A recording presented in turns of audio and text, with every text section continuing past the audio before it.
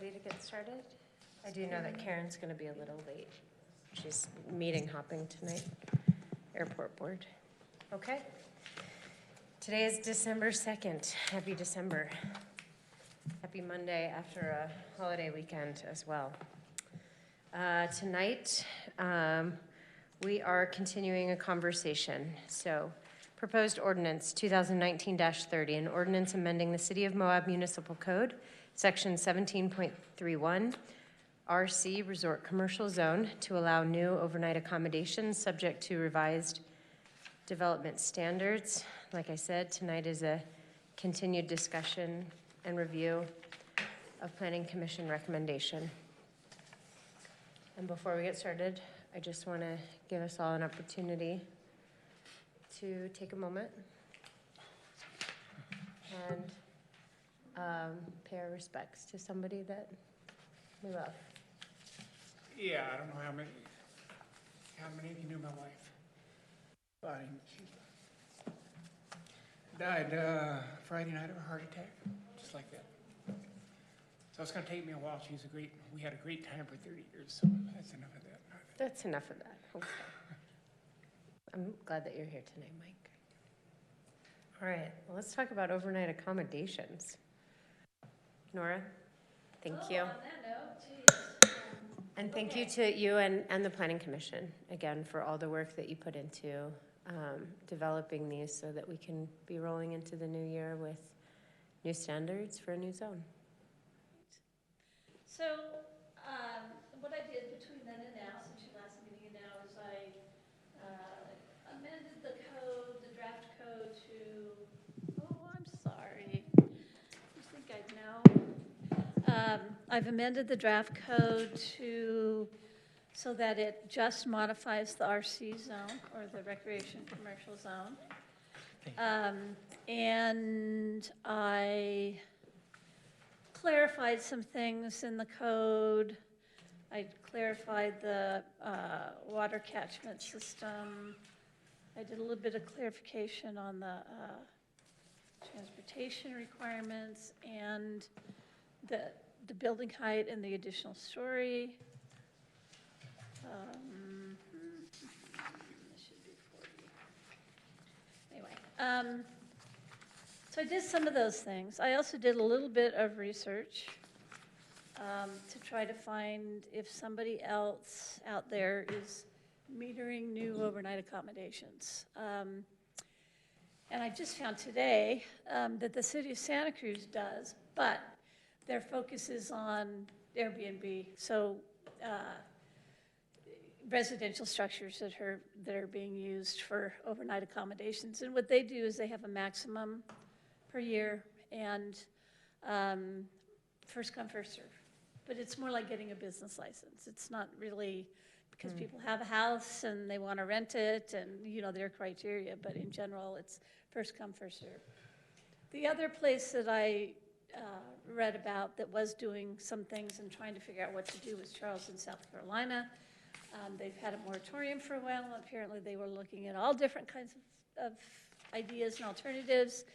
And what they finally landed on is they changed the zoning on some parcels so that they weren't sort of opening the door to everybody. So they rezoned some parcels so as not to allow overnight accommodations. And then when the existing backlog and as they move forward and need, you know, more properties for overnight accommodations, they would then rezone them back to allow that. So that's what they felt the easiest way to deal with it was. Not that anyway is easy. And I did a bunch of other checks, and while I saw a lot of communities grappling with the same thing that we're grappling with, I didn't really see too many that actually meter it. And I know I got a request from Kaylin to have the overnight accommodations map tonight, and I do have that. And we can talk about what that means in terms of the RC and what. Do you mean this map? Yeah, and what real parcels we have left up there. So obviously we need to talk about metering a little bit. energy. I know there are a couple people who've been doing some research and some discussion on that, and maybe I'll let you guys come to whatever conclusions it is you come to. It seems to me that it's looking more like we want to talk about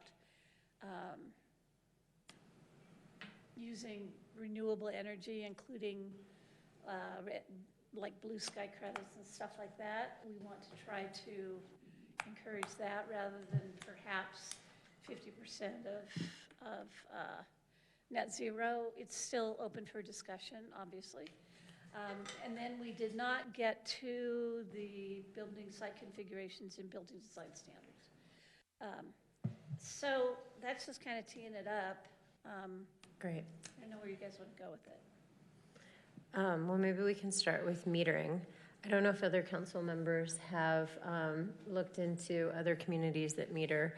I do have another example, but it's metering based on evacuation and population. So the Florida Peninsula, and my father actually retired in Key West. And I had the pleasure of meeting the mayor of Key West. Actually, not Key West Marathon, just north. It's actually a better fishing area, I am told.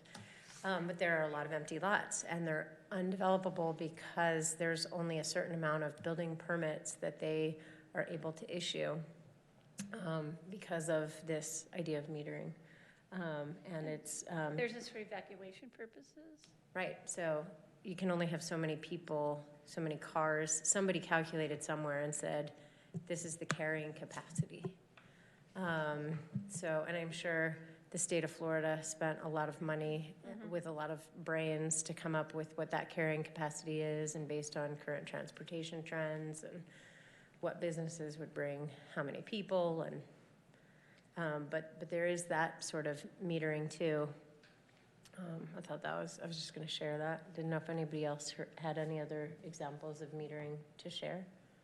I was just looking back on the landmark stuff that we got in April. I don't know if you have copies of this, Nora. It was overnight accommodation case studies from Utah and regional and national examples, and it looked at examples of different things from changing your zoning to having special zones. But anyway, one of the examples and overlays and things was the town of Alta, and I think this is a bit different, but they were the first example listed under zoning that limits overnight accommodations as a function of limited water resources. But at any rate, they apparently, I guess, have a cap on the total number of overnight accommodations that they allow. Let's see, number of overnight accommodations are limited to 33 guest rooms per net developable area, 132 total. Anyway, but I didn't know if it was worth looking back at that one, if it had any relevance. And if you don't have this document, let me know, because... Yeah, I do. Okay. I think there's probably some kind of a rational nexus like that we could find. The concern is that they get complicated, and you really have to do it right, or you will get sued. Well, you can get sued either way. You probably would get sued either way. But it would have to be done very carefully to try to make sure that whatever system we have is legally defensible. And that would be tricky. Not that it's impossible, but there are often unintended consequences. When I worked in Lake Tahoe years ago, but nonetheless, they had a limitation based on sewer. But what happened is the sewer hookup sort of allotment became a commodity on the open market. And so you could, and it just went up and down in price, and it was pretty crazy. And that just kind of happened as a result. So there are almost always unintended consequences of these things, and we're certainly as a community willing to try things like the Wahoo and some of those kinds of things. I think if we decide that we want to meter, that it would probably be best to research that more. And maybe maybe there are few enough parcels in the RC zone right now that maybe it's not an issue immediately. So we talked as staff today, we had a staff meeting about this and we're working through it. And with the RC zone, I mean, obviously, this is an ongoing process. Like, this is gonna be going on for the next year plus of us figuring out how all these zones are gonna work and what we wanna do.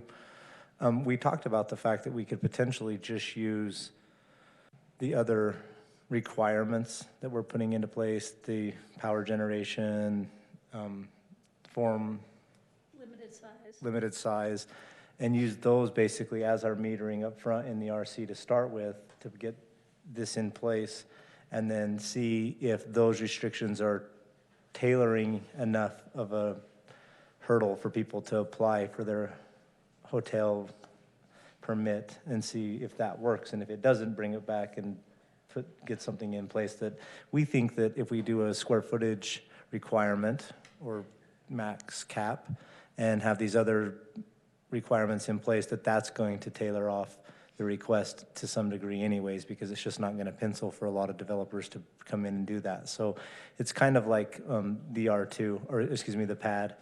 We were worried the pad was going to overrun certain zones. We ended up taking those zones out.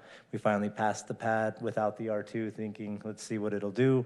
And here we are, no one's even used it because it's what we passed isn't working, basically. So we thought about maybe letting the other requirements we've thought about putting in place and see if that will meter itself just in the free market by the requirements being there as people apply for their permit. Let's see how many we get. If we put this into place and with the other requirements, and over 6 months to a year, we get 2 applicants of 40 rooms each, then it's working on its own. We don't need to do a meter program. If obviously we put something in place and we start getting tons of inquiry and people are we're gonna start seeing applications, then we bring it back and institute a metering program. But the problem that we're seeing with the metering program is the money that will go into setting one up properly, and also the lack of staff to actually be able to potentially oversee one. The ones we looked at, like in Aspen, and yeah, they're a full-time gig into themselves, the way that some of these cities are doing them, the market they're creating on how they're regulating them. So I don't know. It's up for discussion, Yeah. certainly, but let's look at this a little bit. So this I think is Kaylin was going to make a comment. So is Aspen doing metering of overnight accommodations or metering of something else?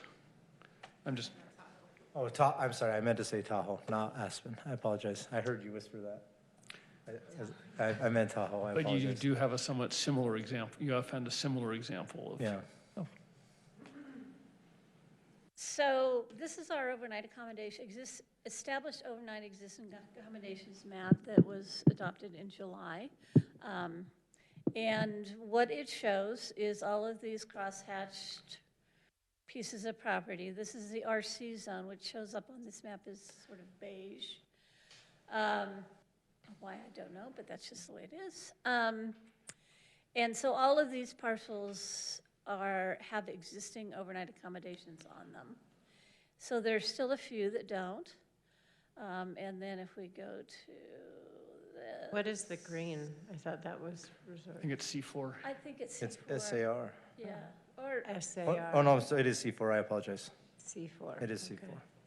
yeah, go away. Where is this one? So here is the map.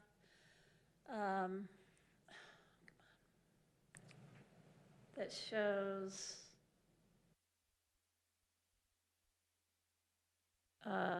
what those parcels are and who they're owned by. So this large one here, come on, is owned by Salt Lake Accommodations. And then there are a couple others in the middle. Let me look back at this. Okay, so it's these two. Probably doesn't matter who owns them, Nora. Yeah. Well, what it shows is whether they're developed or not. So here's one, there's another one next door, and then there's one over here. And that one isn't currently an outfitter, but could potentially come in and ask for a change. And then that is already a hotel. So there are an awful lot of parcels that are left that would accommodate overnight accommodations, but there are definitely a few, at least one of a pretty major size. Back to that. So that's the reality of the RC zone. There are 1, 2, 3, 4, 5, basically 6 parcels. So I was going to make the suggestion that if we, at our last meeting, we posed the question, would we meter across the board or by zone? I was going to make the recommendation that if this council wanted to meter, that we consider by zone, because we're introducing by zone. And that would be, I think, a cleaner way of going about it, rather than meter, and then as we open up a zone, it fills up. It kind of stops us from opening it up to other zones. So that was the only recommendation, but I am of the mind that stricter standards could serve for metering in a cleaner way that then gives developers a clear understanding of what they can and can't do. But at our last meeting also, the majority of the council, if not everyone on the council, said we want to try to meter. So I think we didn't understand how complicated it could become. yeah. You know, it was, And I'm a little bit cautious, just based on some recent experience we're having with the Assured Workforce Housing Ordinance. You know, we think of all this stuff, but there are some pretty significant sort of legal related issues with that whole program that we're discovering. And so I guess I'm a little bit cautious about moving forward with something that we may not fully understand. So how does the council want to move forward with metering? So may I Yeah. say a bit, if I may? So we have in front of us really 3 different techniques for slowing down growth that we hope will be acceptable to the property owners and the state legislature. One is stiff standards, which is what's under discussion right at the moment. We have the metering idea, and I had thrown out another idea of you know, a declared limit in some sort of terms of in each zone, how many square feet or how many rooms, or just something that said in perpetuity, you know, once we're built, I use the term built out. All right, now, so we have stiff standards, we have metering, we have just a declared, legislatively declared build out. I expect that all 3 of them could be legally challenged and so forth, and I at least would be more comfortable and think that it would save us a lot of time if we've got Lori over here and other legal opinions on staff. I'd like to hear, you know, for those 3 generalized sorts of techniques, standards, metering, and outright build-out limits, you know, at least for the legal staff to make a pass on, you know, a first order look at it and say, well, you know, in general, you know, we don't have anything specific designed, but in general, we think A, B, or C is preferable and more beneficial and less costly to defend.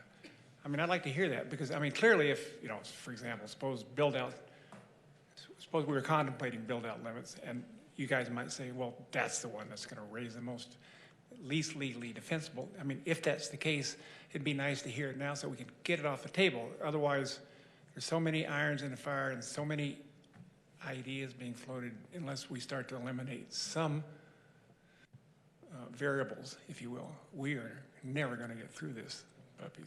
So that would be my, if it was up to me, I would direct staff to make a pass on.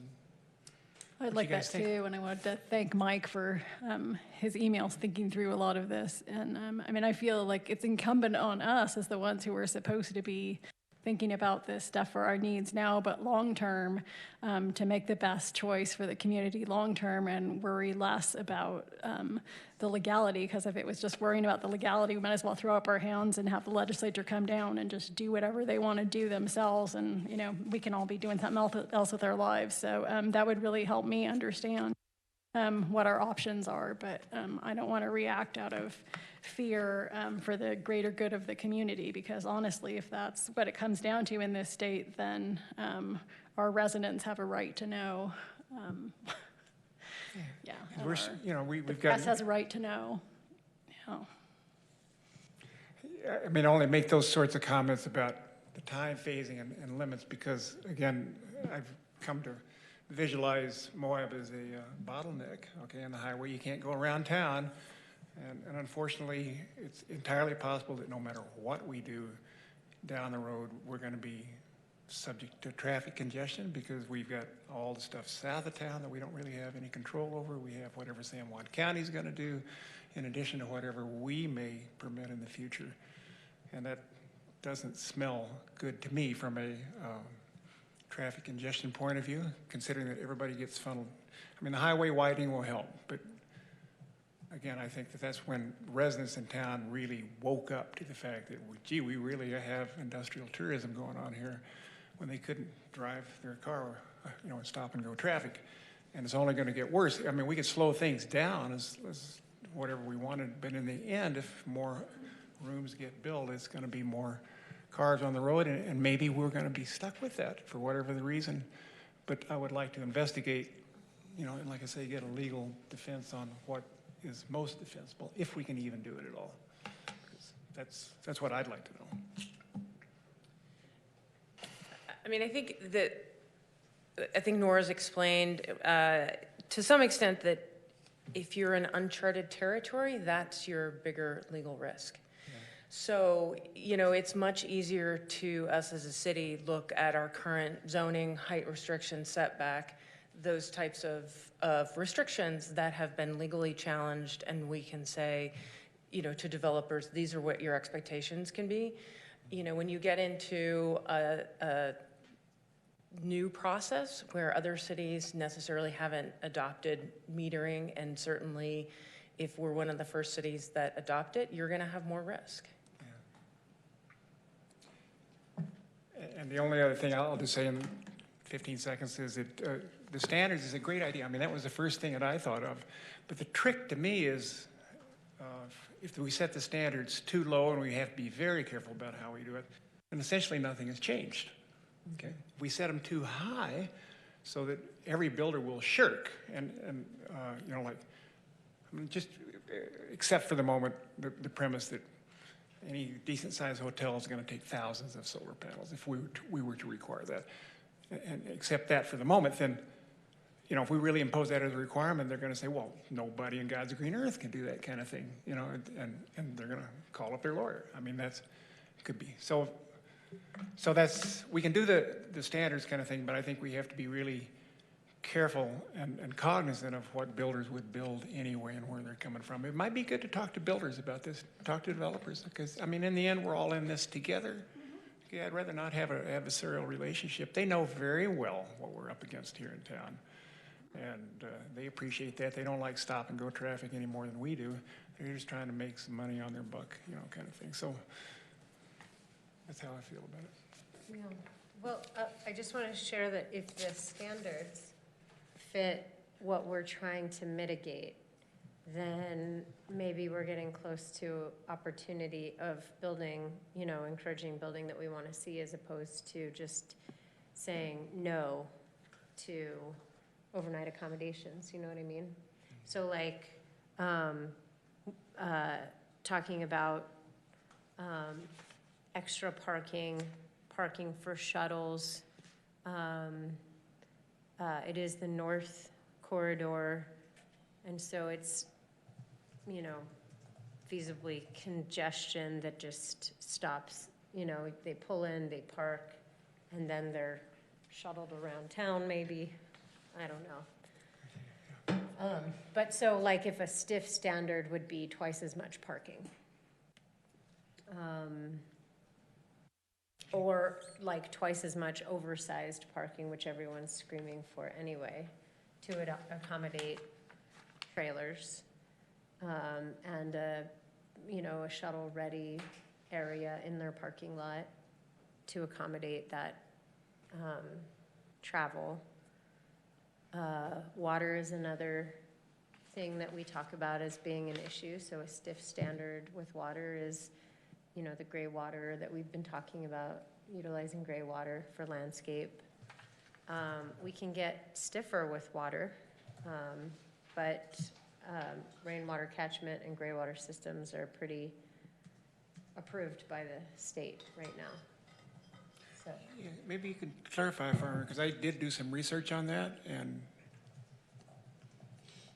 gray water systems, as I read the standard code, and Joel, maybe, Lori, maybe if I got this wrong, I thought I read a clause in there that said gray water can only be used on single-family residential homes. Is that wrong? single family? Yeah. I don't know. I mean, I know that there was this discussion about using it for irrigation purposes only, but I don't know if beyond that where the state. It's, well, I mean, so I sit on the Water Quality Board, and we did just pass that we did not distinguish between residential and commercial, and that it would be, and it's just a new approved system of gray water. Well, I'm all for a gray water system. I was just surprised as anybody else, because I you know, all I did was I searched on gray water systems in Utah. It comes up with the Utah code, and a couple of different web pages said the same thing. So code is Residential, changing. Single-family the code is changing. Yeah, so. You're sure? Yes. Is that what you're telling me? Yes, so we are, the Water Quality Board meeting just passed it, and I think there's a 30-day comment period before it's enforced. Okay, that's good. I think we're in that comment period. Excellent. And our health department had scheduled a sort of an internal meeting to talk about it, the Southeast Utah anyway, health department. In fact, we should consider hosting a presentation here on that very topic to give Ryan the opportunity to share with the Moab community all of the stuff that he's been working on, because he really is a trailblazer in water conservation. So anyway, just kind of zooming back here. We're worried about congestion. We're worried about water use. If those become the stiffer standards, then And you know, you're sort of then asking. they're in line with what we're, you know, what we're trying to mitigate. So they're defensible. Yeah, there are tools you can use to reach those goals that are different than, you know, straight up metering. So you can have a transportation demand management plan, which is a common, essentially the developer comes up with a plan of how they are going to mitigate the traffic impacts of the development. So it could go, and it could be a planning commission type of initial review to say, you know, this is what the traffic study says the impact of the additional rooms would create. And then the developer would put together a proposed, it's called a transportation demand management plan, to say, okay, we're gonna offer a shuttle, or we're gonna offer showers at work so people can commute other than by vehicle. And then the city can decide, is that sufficient? So there are tools in place to reach the same goals. It's just the council's decision as to what tools you want to use to reach those goals. And if the question is, it's ones that have already been tried and true, or already ones that are in practice. I think Nora has pointed out that some things in practice are harder to implement. Mm-hmm. Well, Kimpton's, for example, are a company, a hotel corporation. I don't know if they're part of a bigger, or if they're their own, but I always love staying at a Kimpton because I know that there's a bike that I can borrow. And it's a bright red, shiny Townie cruiser. And I've ridden it, bikes in DC and in Nashville, and where's the other place? I don't even remember now, but so maybe part of the transportation is a list of options or things. So maybe they don't offer a shuttle to their guests, but they offer bikes to their guests, or which hotels are already doing. So again, it's catering to hotels with that philosophy. Kimpton Hotels are the quote-unquote largest boutique hotelier in the world. Huh. my son worked for them for a long time. Okay. So I'm not all that, my smarts comes from osmosis from him. But they are very committed to transportation issues mostly in larger cities. But they're very committed to, they always offered their employees, they did all their employees uniform laundry, and they could shower at work, and so they could commute other ways, like Lori was just saying. They're very They're pet conscientious. They're very pet friendly. They will bring you a goldfish if you need a friend. That's true. They will. Yeah. And they, in California, this is California's very strict composting laws, but they are extremely proactive on that front. So they might be somebody to look at that's put these things in place already. They also donate to the Trust for Public Lands a certain percentage. I know there's 2 in Denver and 2 in Salt Lake. Which we couldn't require them to do that, but they do that because they believe in it. Yeah. And it just illustrates that there are, that putting restrictions on development to curb what we want to see isn't asking a hotel to do something that a hotel's never done before.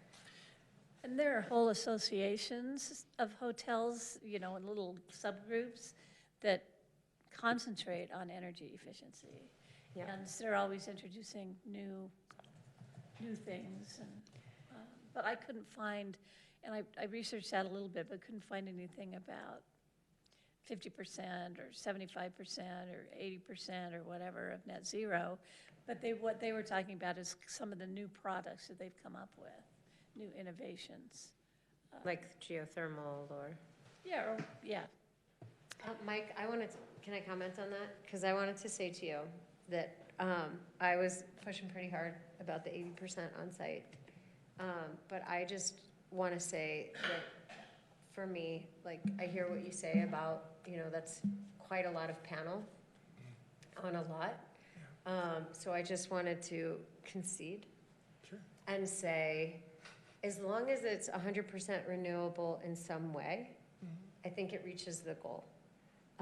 When it's on site, then it's an asset to the development, but I guess that's their choice to make. They can, it's not blue sky, Nora, it's subscriber solar. So in our state, Rocky Mountain Power, as our utility, offers its customers regular energy or subscriber solar.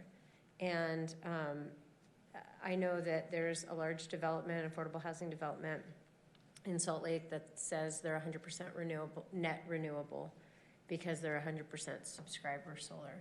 So it's through contract with Rocky Mountain Power.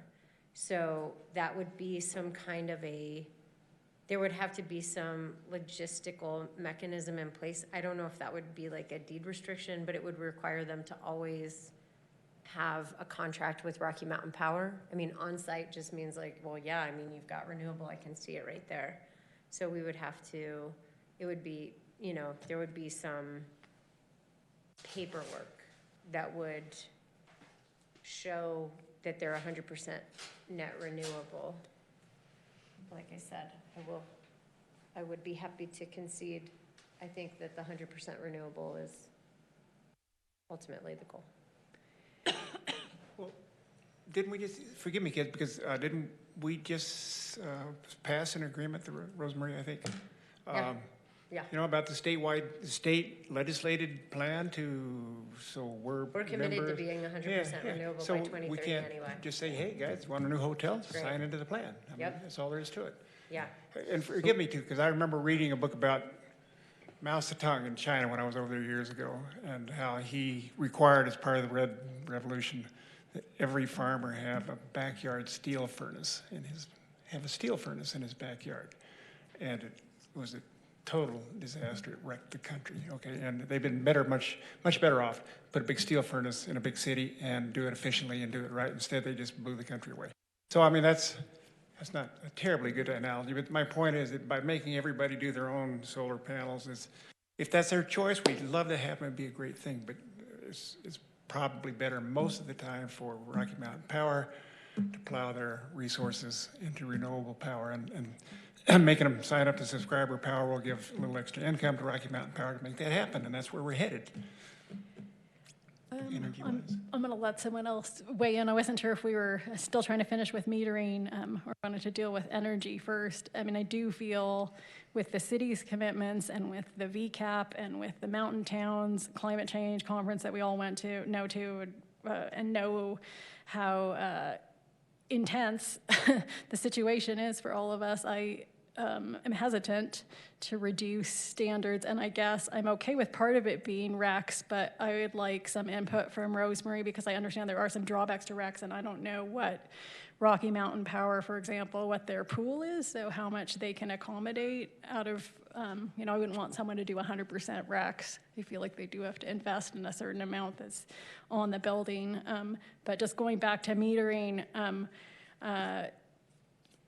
for the constituents that I represent, I don't think they're going to be happy without some form of metering, and I don't know how we plan well into the future without some form of metering. You can call it something else, or you can package some other tools that accomplish the same thing, but we still haven't established how we want to deal with vested projects and whether they're part of the metering, and how much time it's going to take for us to determine impact of those, whether you call that growth 38% or a different percentage. I don't know if we figured out yet what the pillow percentage is by state standard, but I don't see how we cannot have some kind of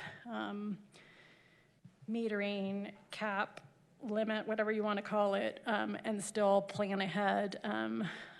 Otherwise, I don't know who's measuring over time benchmarks to see where we are, whether it's in terms of resources, or whether it's in terms of carbon, or it's in terms of traffic or congestion. It'd be great if we knew we had public transportation coming online for the whole valley next month. Okay, less of a deal. They park at their hotel and they can go down valley or up valley, but we don't know when that's going to come. So, I mean, I think it helps that these standards put in place, say, a shuttle stop, but we don't know when there'll be a. So personally, I'm very uncomfortable just throwing the metering out. I don't know how other people feel, but I need something in there personally. So I attempted to find examples of metering unsuccessfully. I did find examples of a legislative approval layer. And so that's, I think, what has been set aside for the most part, which is having an overlay, and which was the alternative that Landmark presented during the moratorium, and the one that I ran into when I was researching. And it seems like you sort of punt it back to the legislative body to make messy, subjective decisions, is my impression. Sometimes that happens. Yes. And so, it seems like we have a lack of really good options given our resources, either to do metering and it seems like there's not a strong leaning towards overlays.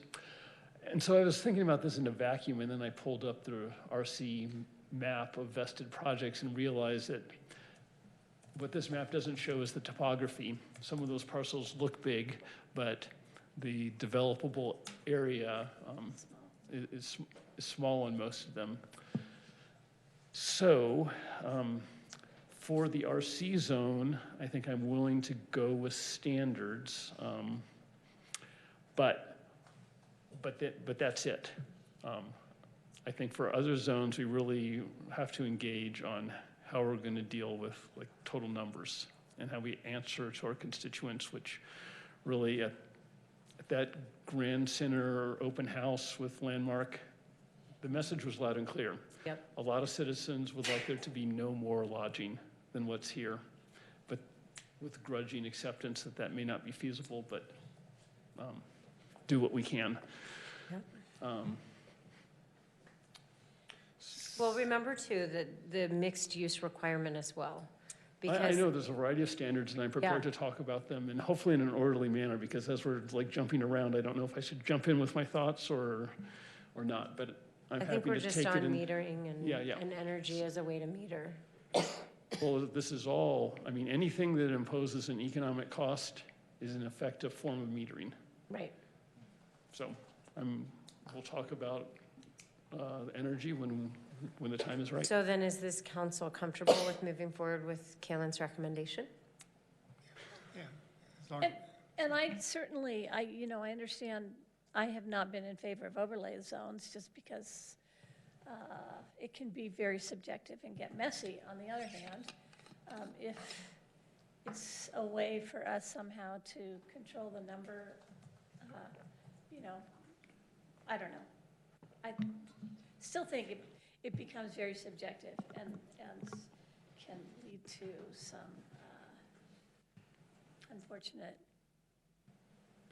consequences, but And it is not challengeable. impossible. It is also legally challengeable, is it not, depending on how we lay the ground rules for it? Of course, yeah.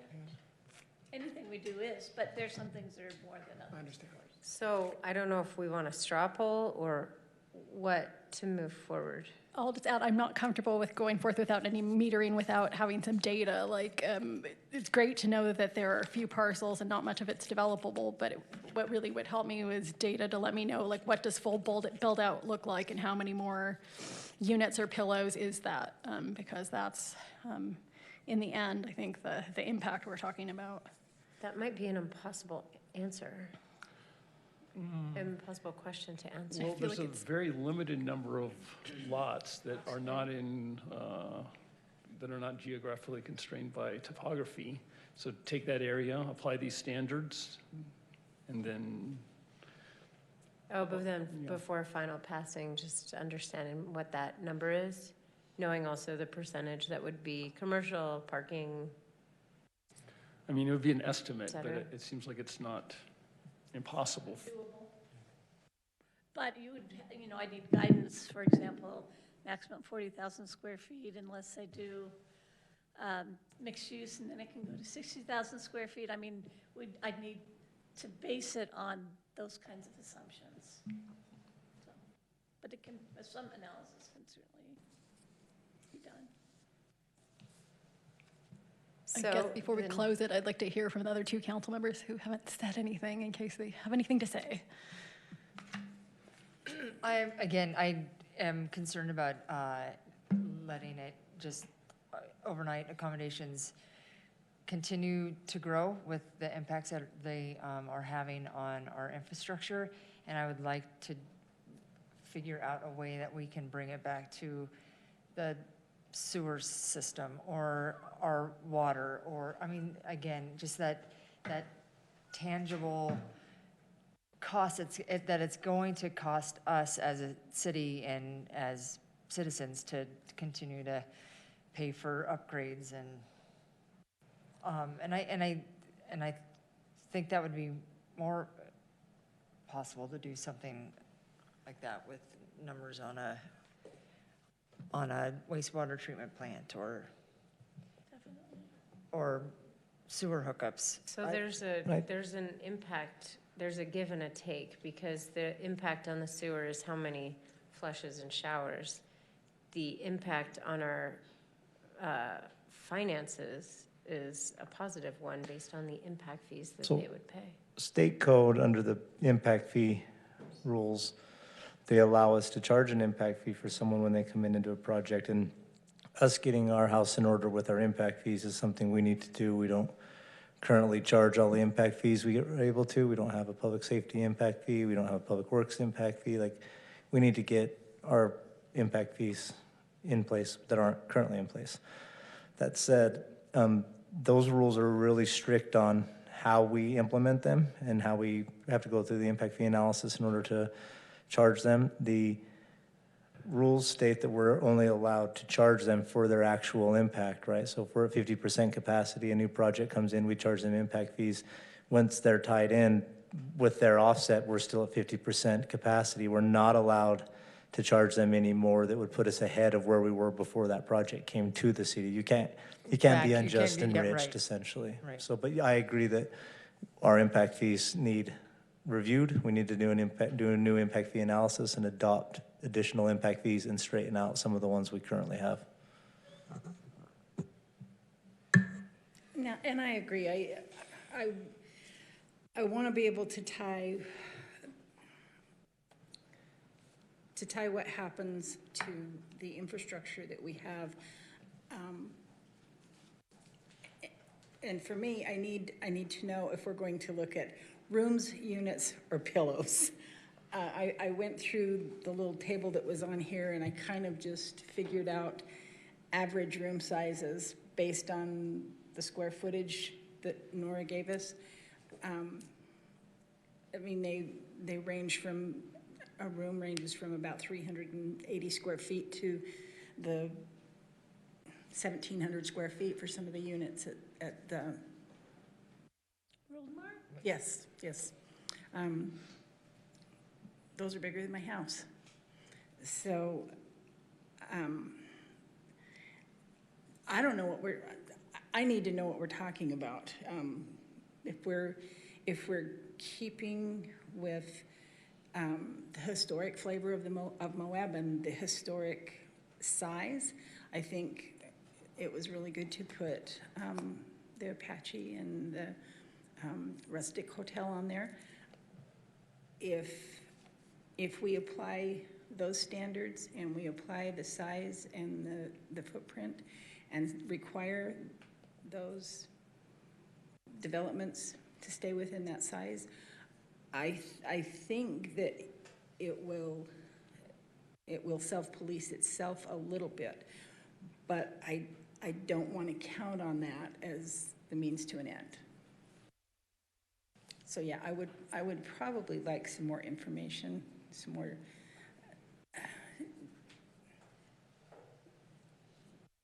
just what we can tie it to. And I understand that we don't want to be so cowed by the state legislature that we're afraid to make a bold decision, and yet we can't make decisions that we know are going to put the city in lawsuits for 10 years. So I feel like some of the things that were raised in the Planning Commission meeting were the idea of ratio of residential to overnight, whatever you're going to use, pillows or something. So I don't know if that one's viable, but that was one raised along with, things like resource, water, and sewer. So I guess I'd just be curious too if it's possible to look at Alta's model again in case it's at all relevant. I can talk about Alta's model. It's a little different. It's actually much different. So the limit on how much they can build there isn't based on zoning. It's based on a water contract that they have with Salt Lake City. So it's a completely different mechanism. And Salt Lake City has capped it at a 1991 level and said, this is all the water you have. And Alta's, and by that math, based on you need 400 gallons per single family per health department regulations, it's an easy equation. This is how many houses we can have. So it's not about they've already hit it and they kept it there. Ours is a little more speculative about how much water or sewer capacity we have. So, and it's also not a zoning mechanism. Salt Lake City has a lot of control when it comes to being a contracting entity, if that makes sense. And Salt Lake City's been sued constantly for the past 30 years over that. So even though no one's really been able to punch through it, it's still really controversial. So just to keep in mind, I don't see that as, it's a little different scenario. Thanks, Carly.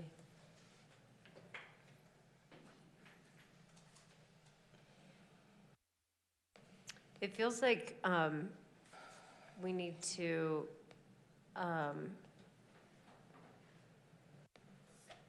make a decision so that we can move forward. So, Kaylin, what you proposed was to come up with the standards. Ronnie, you suggested getting the number of total build-out estimate. Nora, you said that seems like that could work, that you could come up with some kind of an estimate. And then we might find ourselves at a place where we could pass this. We could amend the ordinance to allow overnight again, or not, or close the door on it, or But Nora, back could to I the have a drawing question board. for you? So if we were to, if you thought you could figure out the calculation based on the feasible land that's out there, is that taking into consideration all the subdivision of those properties that will happen? No. So, I mean, that's something, Yeah, that's where we'd want to hone in on the square footage restriction. And right, but I mean, so you have an acre and you were gonna say you only can build up to 40,000 square feet, that acre is gonna be subdivided.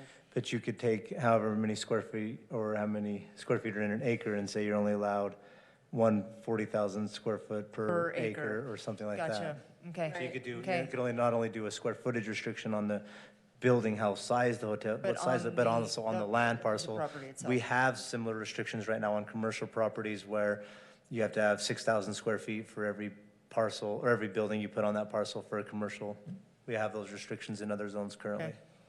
Okay. And Joel, thank you for talking about the, the impact fees, because I'm not looking to punish anyone who wants to come in Yeah. to pay for what we haven't done in the Yep. last And 30 years. it definitely didn't come across that way, and we, as a city, wanted to just let people know that we understand that, and the city should be in the same spot it was in before the hotel came in, right? So if the hotel comes in and they build on, and we had 50% capacity before, we should have 50% capacity when we're done, or have collected enough financial impact from that project that we will be able to stay at 50% when we build out. So absolutely, they should be paying their portion of what they're buying into. The citizens of this community over 150 years have paid to build those infrastructure models so they can support their community. They shouldn't be able to come in and use those for free. They should pay their fair share for what they're using.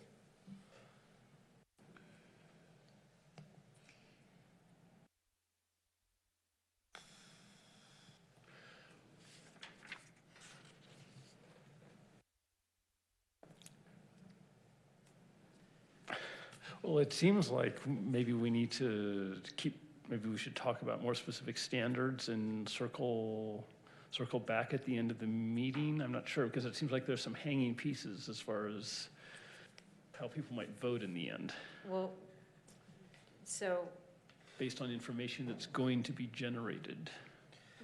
And we still are working on information that was requested last time. Kalen sent me an email today where he asked if we had the number for what the percentage is. We're still crunching that. So I tried to get it today. I had to leave work for a few hours today, and I talked this morning, but when I got back, they had already left. So I don't have that number yet, but I am working on getting it. So, Mayor, may I ask one more easy question, I think? On the subject of metering, the properties that are already vested, I would guess that any decisions we make about metering, never mind that half the town wants us to slow them down as much as we can, I don't think we can legally do so as much as we might wish. Is that correct? Because they were already vested under previous rules? No one who will come in under these will be vested under previous rules. Anything that we put into place from here going forward, if they weren't in the pipeline prior, either here or at the county, they're not going to have vested rights. So anything you put into place now will affect any future development. That said, you're hitting the nail on the head with, we definitely cannot say no overnight accommodations, and we definitely don't want to be back to where we were 6 months ago, a year ago. So that's, I mean, obviously we can do restrictions, we can do requirements under zoning. It's just a matter of finding that balance of they're not squilling and we're not getting overrun. That's Well, what we're thank you. trying to do. I think I asked a more specific question. Okay. Properties that are already vested. I mean, suppose next Oh. meeting, we pass metering restrictions on new development, fine.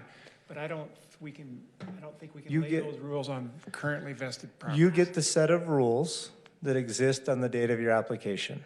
So anyone who's in the pool or in the pipeline at this point, anything you pass going forward will not affect them. So Worldmark, for example, building down on the highway, nothing we're doing will affect that project. That's for any different land use change we make. Yeah, we do have a couple planning commissioners here. Go for it. We brought this up in Planning Commission, and the idea is, say we've got 500 rooms in the queue, and we adopt some sort of metering program where we allow 100 rooms a year, then that means the first 5 years are already taken up. That's the idea that we came up with the Planning Commission. So you cannot, nobody else could come into the queue for those first 5 years because those 500 rooms have already been taken care of. But And I that, don't know go ahead. about the legality of that, but. Yeah, but that doesn't change the answer to the question. It would not affect those projects that are already in the pipeline. Right. At all. We can count those toward our total numbers each year. That's what we were hoping anyway. Okay, so Allison, yeah, thank you. So what you're just saying, yeah, you're all right. But if it takes, whatever time it takes for the vested projects to complete, which we don't have any control over, whatever they do, but we could just say nobody else can get started until those projects are done? That's what we were hoping. And the other, while I'm sitting here, because I know I won't be able to get up more than once from this position, what I might suggest is you continue to do some research and discuss the metering, but you can move forward on the rest of the development standards. And so you can make decisions on total square footage, or you can make decisions on water use, or whatever it is. And then if you decide on top of that to meter and you think that it will be legally upheld, then that would be the way to go. But I wouldn't hold up the entire meeting and the entire discussion on whether or not you should meter. Go ahead and talk about the development standards, come back with the idea of metering and its discussion and its process. Thank you, Allison. Thank you. Oh, next person who wants to come up can bring a chair. We also have Mary Ann and Becky. So if I may ask one, so Lori, that's a great idea, a very popular one amongst the riffraff around town. But is that legally defensible to tell applicants, you got to wait 5 years or whatever it's going to be? Well, so I think that there's two separate questions. Is that once you're vested, once you vested means that technically the rules that were in place at that time or what you are held to. So I think there's two parts to that question. Is that those properties are vested, right? But you could say, in addition to what's vested, we want to limit and we want to meter beyond that to whatever number of units. So Mike, those who are in, Yeah. those 500 rooms that are in the pipeline currently with those vested projects would then count against those who want to apply going forward once we adopt new land use code. Yeah. I don't know where that would legally fall in. It's the first time I've heard this tonight. We'll have to do some research to figure out. Well, we could just set the number lower Yeah. and have the same effect potentially. Or what about percentages, like, to be a resort community, you need to be at 66%. What if you say, we will accept new OAs if and when we fall below 200% or below whatever it is? It's a great question. I don't know that we'll ever fall below that number with our growth rate, but it's a great idea. Like, I don't know. Okay, well, that's we were another at 200 research question I have. Yeah, we were at 248% last time we crunched the number about 6 months ago. Oh, yeah, I know we're well over that. But our growth permanent resident rate will never, based off historically where we've been, will never keep pace with what we were building as overnight accommodations. Like, that 248 number is never going down. The overnight accommodations is always going to outpace. We're only growing at a 1% rate over like the last 10 years, our population. I mean, it's just, that's never going to pace with that number. I'm not saying it's not a good idea to maybe use it to hold in place, but we need to recognize that if we're using that as a standard of when we open the door again, that will never happen. Can I just ask a question? So what Allison just said, number's 100, meter at 100, move on. If this council said, let's do that, it's 100, move on.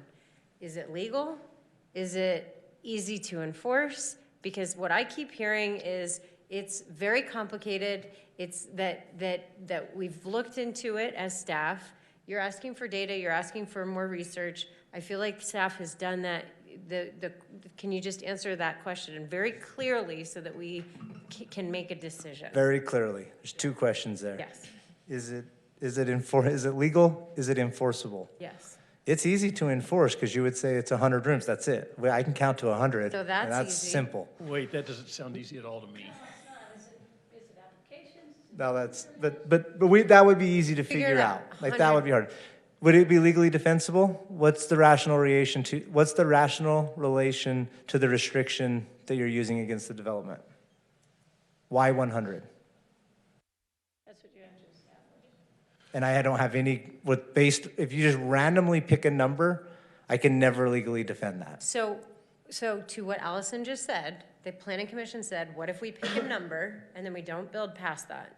And what we're saying is, what we're hearing from staff is, that's like a carrying capacity number that does not exist. Yeah, So that mechanism or rationale is too difficult to tie a number to a restriction. Is that what I'm hearing? I have to be able to tie whatever the limitation to a rationally based reason, whether it be water restriction, whether it be public safety, whether it be evacuation.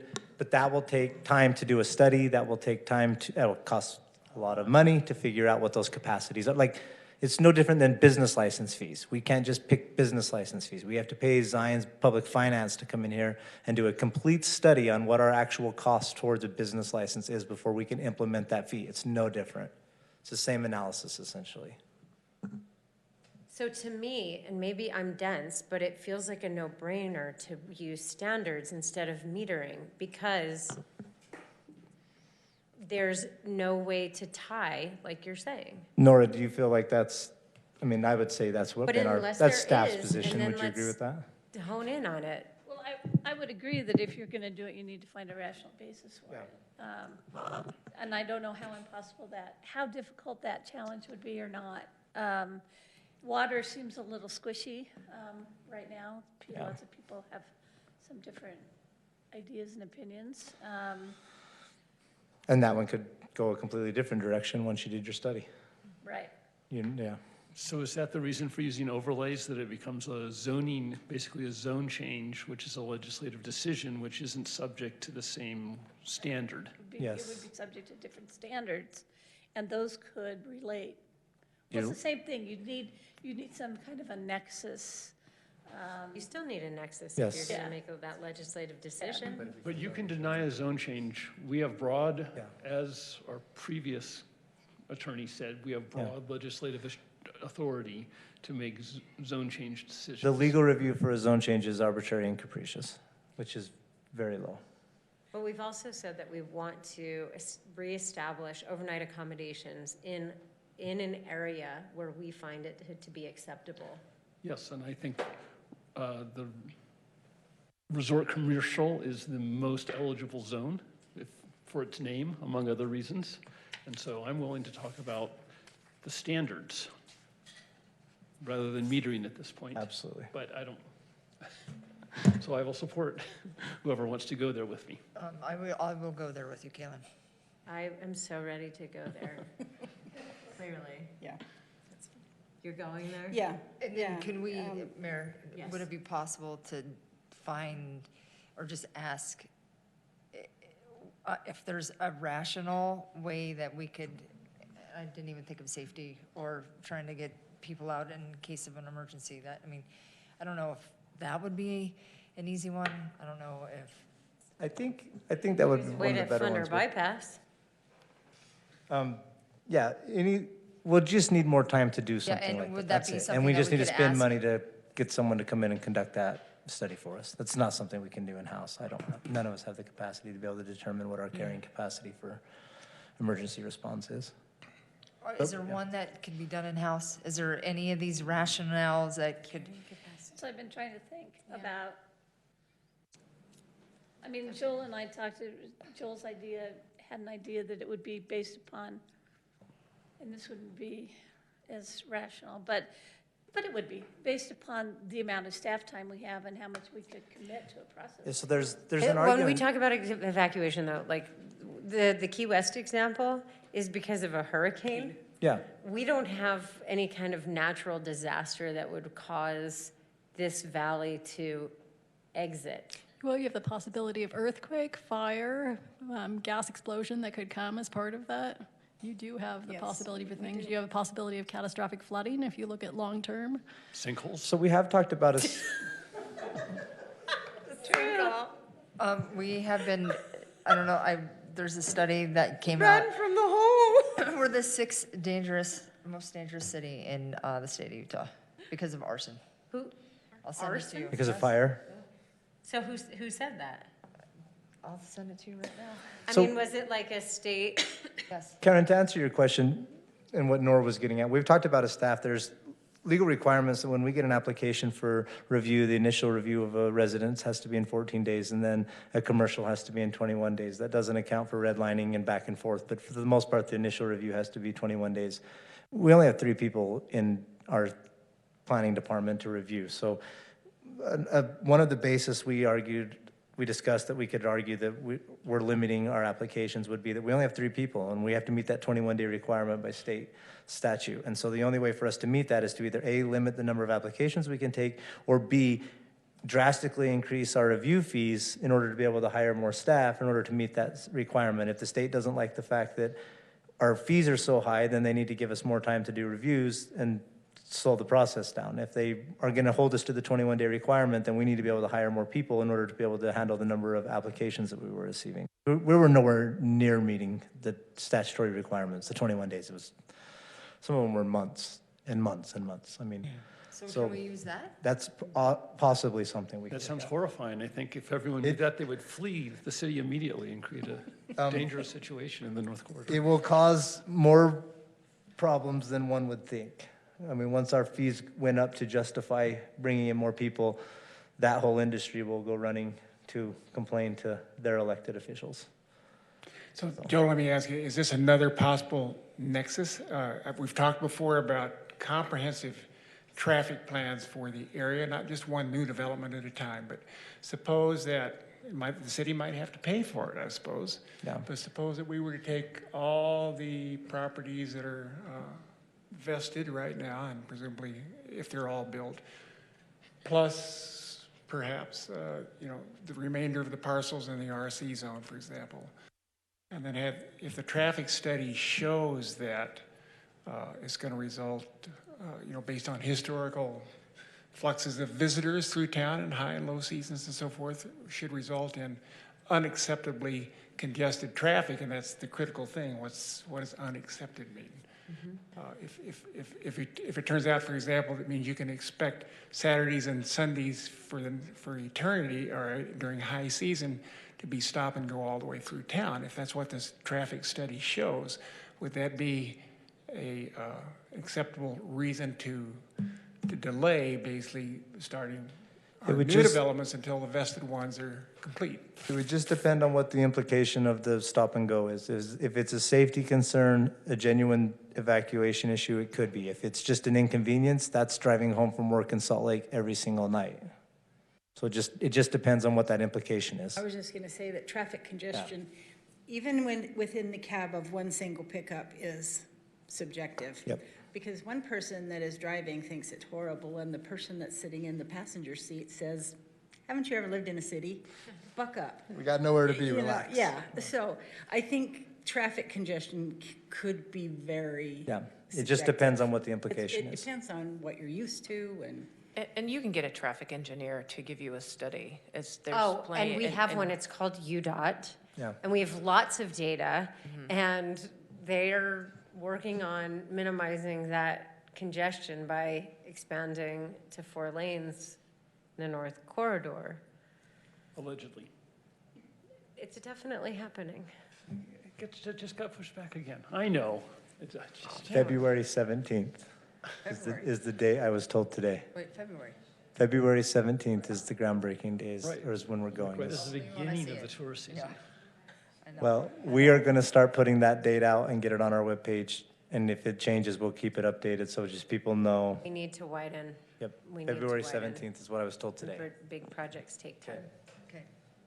Next. Yeah.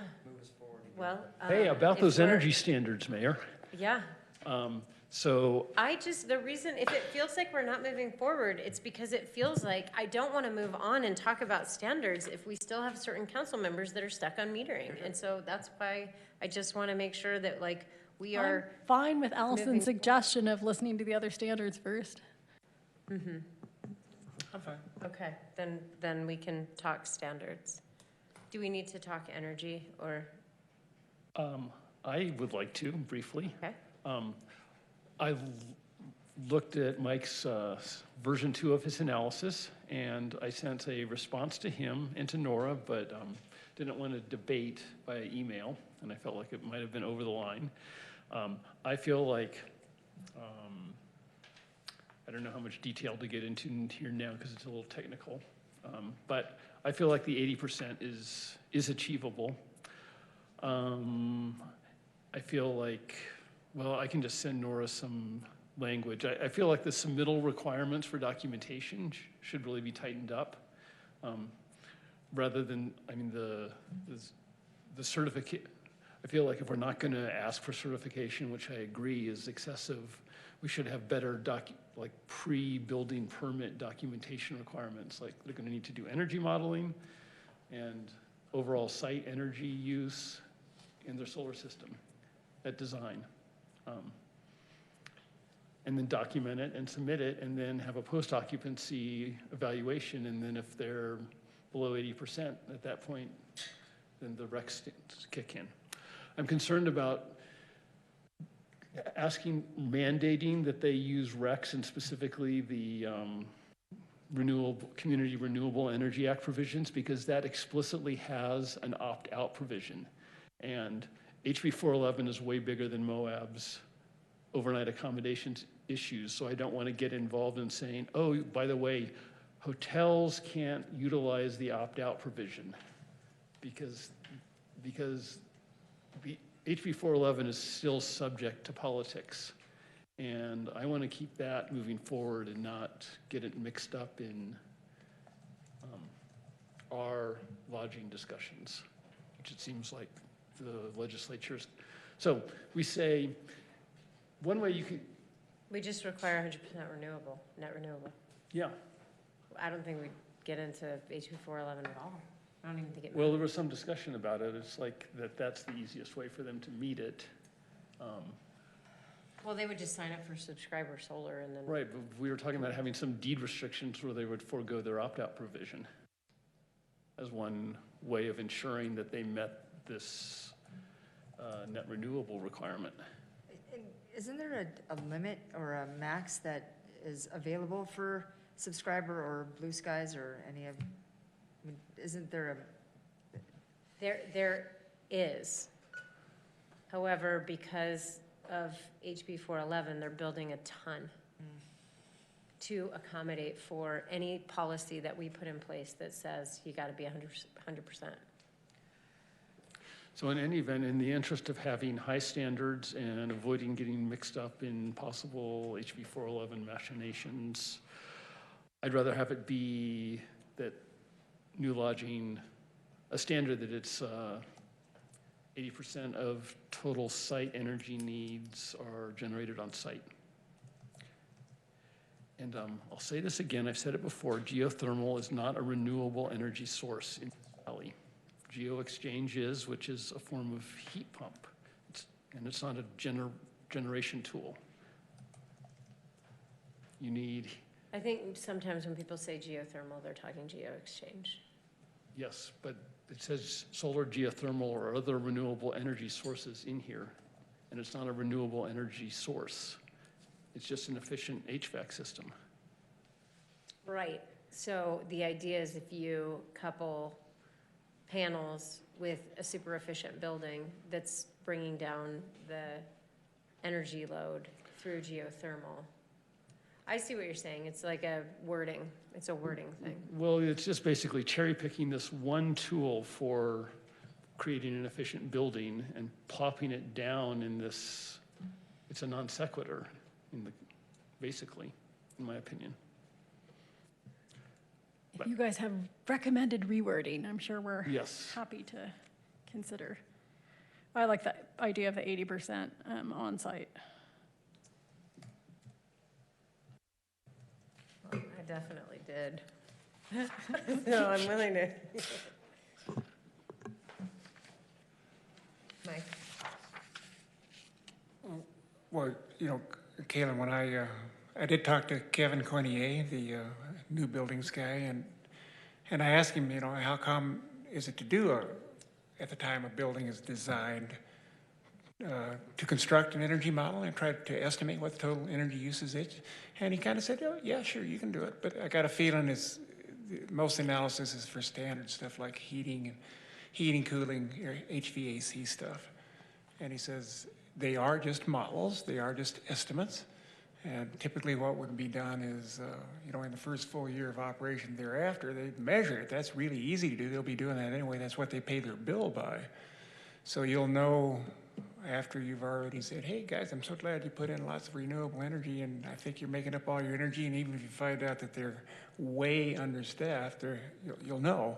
But then my question to you would be, suppose they didn't meet the 80% requirement and they're 2 years into operation. What are you gonna do now?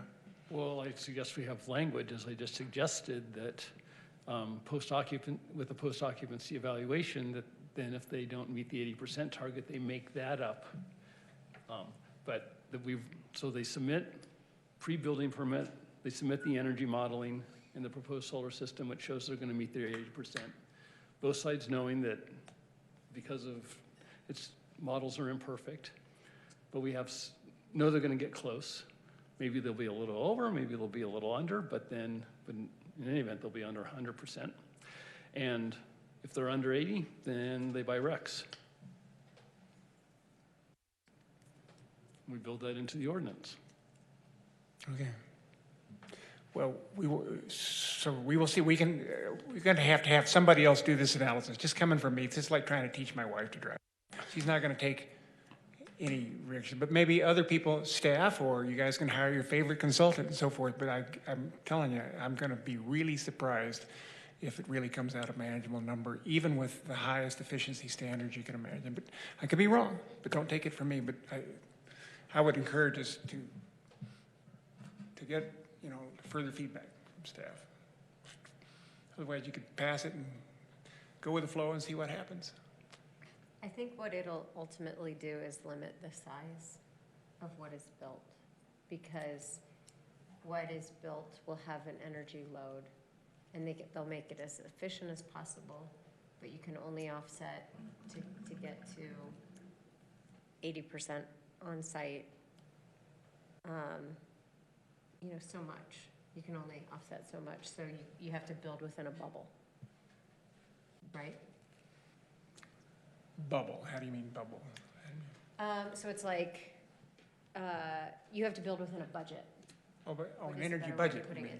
it? So like, a solar installer would go to a site and say, well, this much rooftop and this much shaded, parking, you're gonna get this much energy, that's your budget for your build. And then the builder would be like, oh, okay, so I better make it super energy efficient. Well, there goes the swimming pool, there goes the hot tub. There unless goes his we do windows, a probably. thermal exchange I can with tell you the the big- ground. So Emily, I can tell you, Kaylin knows this too, windows are the big thing. I did an energy model when we built our Right. house, okay? And so, you could probably cut it down to is perfectly well insulated, but it's not gonna have a window worth pooey. And, the hotel's owners are really not going to be happy that nobody really wants to stay there because they feel like they're underground. They're not gonna make them happy. There's our 10 windows now. And a larger commercial building is a much different animal than a small house, just because your surface area relative to interior volume is much lower. So, No, they aren't.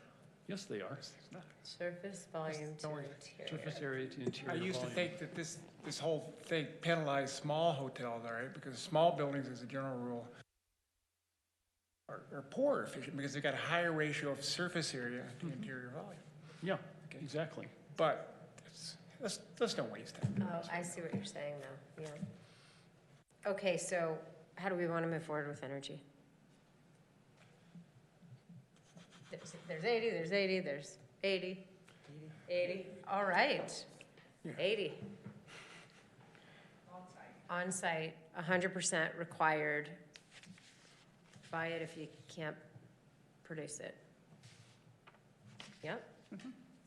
Okay, check. And that ties back to conservation. I was just kind of looking at the standards that we're coming up with and the why associated. So there's conservation, congestion, and business mix that are our three main sort of overarching concerns about overnight accommodations. So I think it's good as we're talking standards, what we're trying to solve for with the standard. Okay, so energy, check. The next one, again, conservation, water. So we have in it right now, this catch as much as you can and utilize it for landscape. Yes. How does everyone feel about that standard? Right now, there's a max amount that you can capture and store and utilize for landscaping. But then, do we also hit, so it's rainwater for landscaping, but then there's gray water also. Yeah, but there's no maximum. But we could. We haven't mentioned gray water. So we can also require gray water, which is actually like state, like I said, state passed. We can get a presentation from Orion.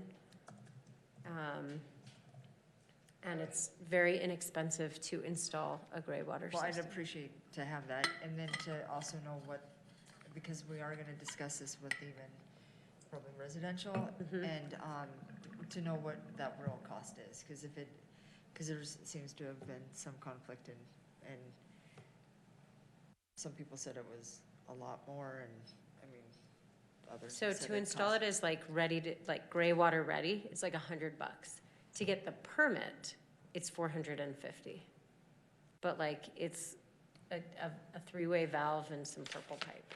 Is that the same for a house as it is for larger commercial Oh, development? I was saying to residential. Commercial would be a little more complicated because it would be, you know, for every one bathroom you have at a resident, you have like, you know, if it's a 40-room hotel, those are 40 showers that can be watering a food forest. Is it possible that if we put that kind of a requirement in place for gray water, that some of these hotels will generate more gray water than they actually use? And then what happens with, what do we do with that? That's a great question. Do they sell it back to the, I don't know. I mean, what do they do with it? It doesn't solve anything if all we do is put it into the stormwater drain system. So what they would probably do is come up with water conservation mechanisms, but then they'd also probably have water features in their landscaping. So they'd probably flood irrigate if they wanted grass. Of course, we did say we had a grass thing. What does a commercial catchment system look like? Does it tend to be sealed and closed, or is it like my rain barrel at home, you know, where I'm filling it up, I got some mesh on top? For rainwater? Yeah. So it would be big barrels that they would fill. ACT And Campground you has a rainwater catch system that it's Yeah. real, I mean, it's very simple and it's very obvious when you go out there. Is it 2,500 is the maximum that you can capture? So it's not a ton of Storage. rainwater. Yeah. You can capture much more, but you can only have Yeah. storage of 2,500. So to Tawny's point, I don't know with that volume, but, you know, you all probably know, you probably had a barrel sit there too long and, you know, water can get stagnant. So there probably is a point where they're gonna let it out, right? Because you don't want it to get stagnant. But the other concern is mosquitoes, you know, at some point, depending on what your system is. Those Yeah. are all sealed out there. The tops are sealed and And it's just like a rain gutter that ran into them, and then there was a spigot on the bottom. It was simple, but it was. Yeah. And gray water has to be subsurface Okay. discharge, so there should be no standing Yeah, water. so I'm just guessing they would release if they were full up. Yeah, feed the aquifer. Or it just would overflow into the landscape. I think that having a lot of water for a landscape would be a good problem in the desert. I mean, they could plant willows and, you know. Cottonwoods, yeah. I personally don't think it's a problem. I'm just wondering what they would do if that was the case. Probably. We don't want to create another problem by trying to solve this one. Yeah. Well, and then that would be a positive I don't know. I just was at the wastewater treatment facility and there was talk about not having enough water for the system, but I don't think new hotels coming online would dent that program. Because they're still gonna have substantial black water. And they're probably going to have, well, they're probably gonna have a lot of stuff that they're not gonna consider gray water because it's a hotel, because you can't control people's behavior. So, Well, you know, I got the idea, Emily, I'm no pro at it, you know, but they listed showers, sinks, washing machines, all that was gray water sources. The only thing it's not is toilets. toilet and kitchen sink. Kitchen sinks, okay. Okay, so those are pretty rare in hotels, you know. So I'm with Tani, I think she may well be right. I see the pants estimation, I'm thinking, you know, you could have a lot of gray water. And if we're gonna lay a 10%, what was it, Caitlin, a 10% landscaped area, you know? Sod. Yeah. Okay. They can do a lot more Yeah, landscape. I mean, they may have more water. They may have enough water for Kentucky bluegrass from their gray water. Except for the current limitations on how you can apply it to the landscape, which has to be subsurface, I which understand that, but you could put it is in possible with Or you put it subsurface into a drip. system that then is pressurized, which is also allowable, it's just more expensive. If you want grass and you're using gray water, it's more expensive, but you can do it. But the new rule says that you can just release it subsurface for like trees and basins and xeriscape style planting, gravity fed. Well, I figure it can always be modified, so, I mean, it reads okay to me, the way it's proposed. Wait, But it Emily- doesn't include gray water. Oh, I mean, you can add that, yeah. Yeah. Emily, were you saying that would this need to go by Greg Fossey? I mean, is there an issue with him not getting enough water to run the system? Is that? I don't think new hotels and the showers that would come from those hotels would be something that he would be like, no, don't you? I don't know, like, I mean, it would be worth asking. sure. So But we're talking new to this system. Right. But a percentage of, yeah, But with those new, Gray the versus- north trunk line, that's what that next new focus is, and so, I mean, I'm just curious if they're gonna, it's going a long ways. Does Yeah. it need it? Yeah. So I think it would be worth asking, finding out, Chuck. which then we could do a percentage of gray water, a percentage of the development's gray water could be plumbed or something. Based on a little more information. But you are all good with catching rainwater for landscape and implementing some kind of gray water standard? Yes. Okay, well then, let's move on. So those are like the two conservation that I have. Are there any other conservation efforts that are tied to standards? And I mentioned Energy. in the staff reports that we certainly need to update our landscaping standards in general. I mean, they're pretty good, but we could make some changes to tighten them up citywide. That's probably something we need to follow up on, but. Landscaping, okay. Okay, then moving on to congestion. Can I, Oh, yeah. electricity, real quick? I mean, Oh, sure. is it possible to require all hotels to have the sensor?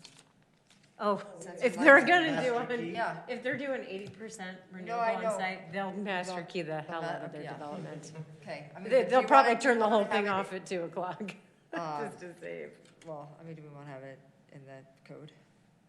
So what are you referring to? Um, Lighting or, Yes, lighting. So it's the electricity in each of the rooms, you know, that, yeah, the automatic that you have to put the key in to turn on. yeah. I mean, I don't know if it's that obvious that you, I mean, I can't imagine that they wouldn't use it because they'll be trying to bring their load down so Yeah. substantially to be able to maximize their buildability. I don't think it's necessary, but. I don't it think could it's be- necessary either Okay. with the on-site renewable I can't think requirement. of a hotel I've stayed in the last year. They're all over Europe, that's why. Yeah. Yeah, that's what I mean, I can't think of when I,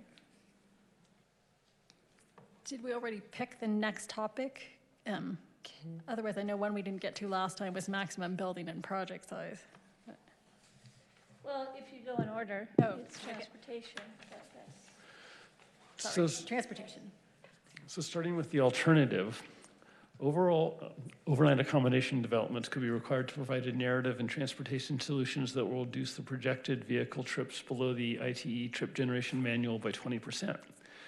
So that means that new developments would add 80% of their trips generated, which doesn't, in terms of our goals, doesn't seem like a very high standard, because we're trying to be as close to zero on net trip generation as well.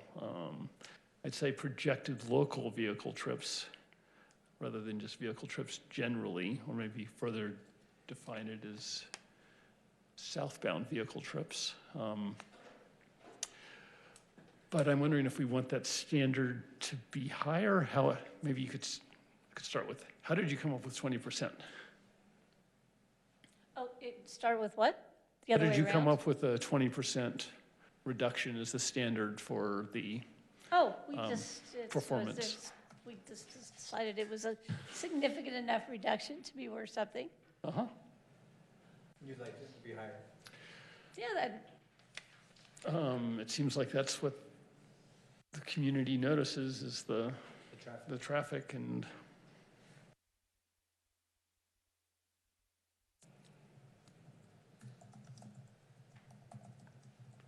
and some of these, longer term, once we finish regional transportation planning and start trying to find money for some kind of a shuttle system,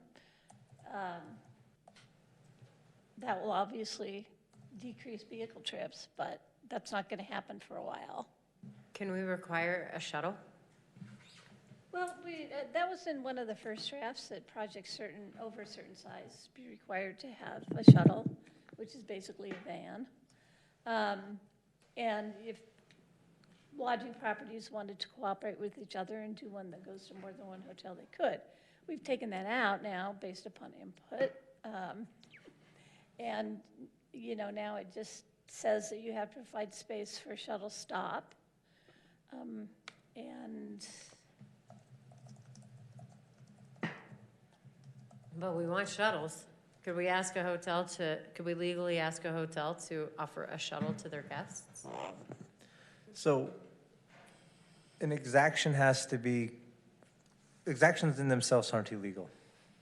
Everyone always hears the word exaction, like, oh, you can't do that. No, you can, as long as it is tied to the impact that hotel is having. So the analysis for us would have to be, is this hotel large enough and that their impact to traffic is going to be so heavy that you can rationally tie the requirement that they provide a shuttle to offset the impact that they're going to that they'll have to the community.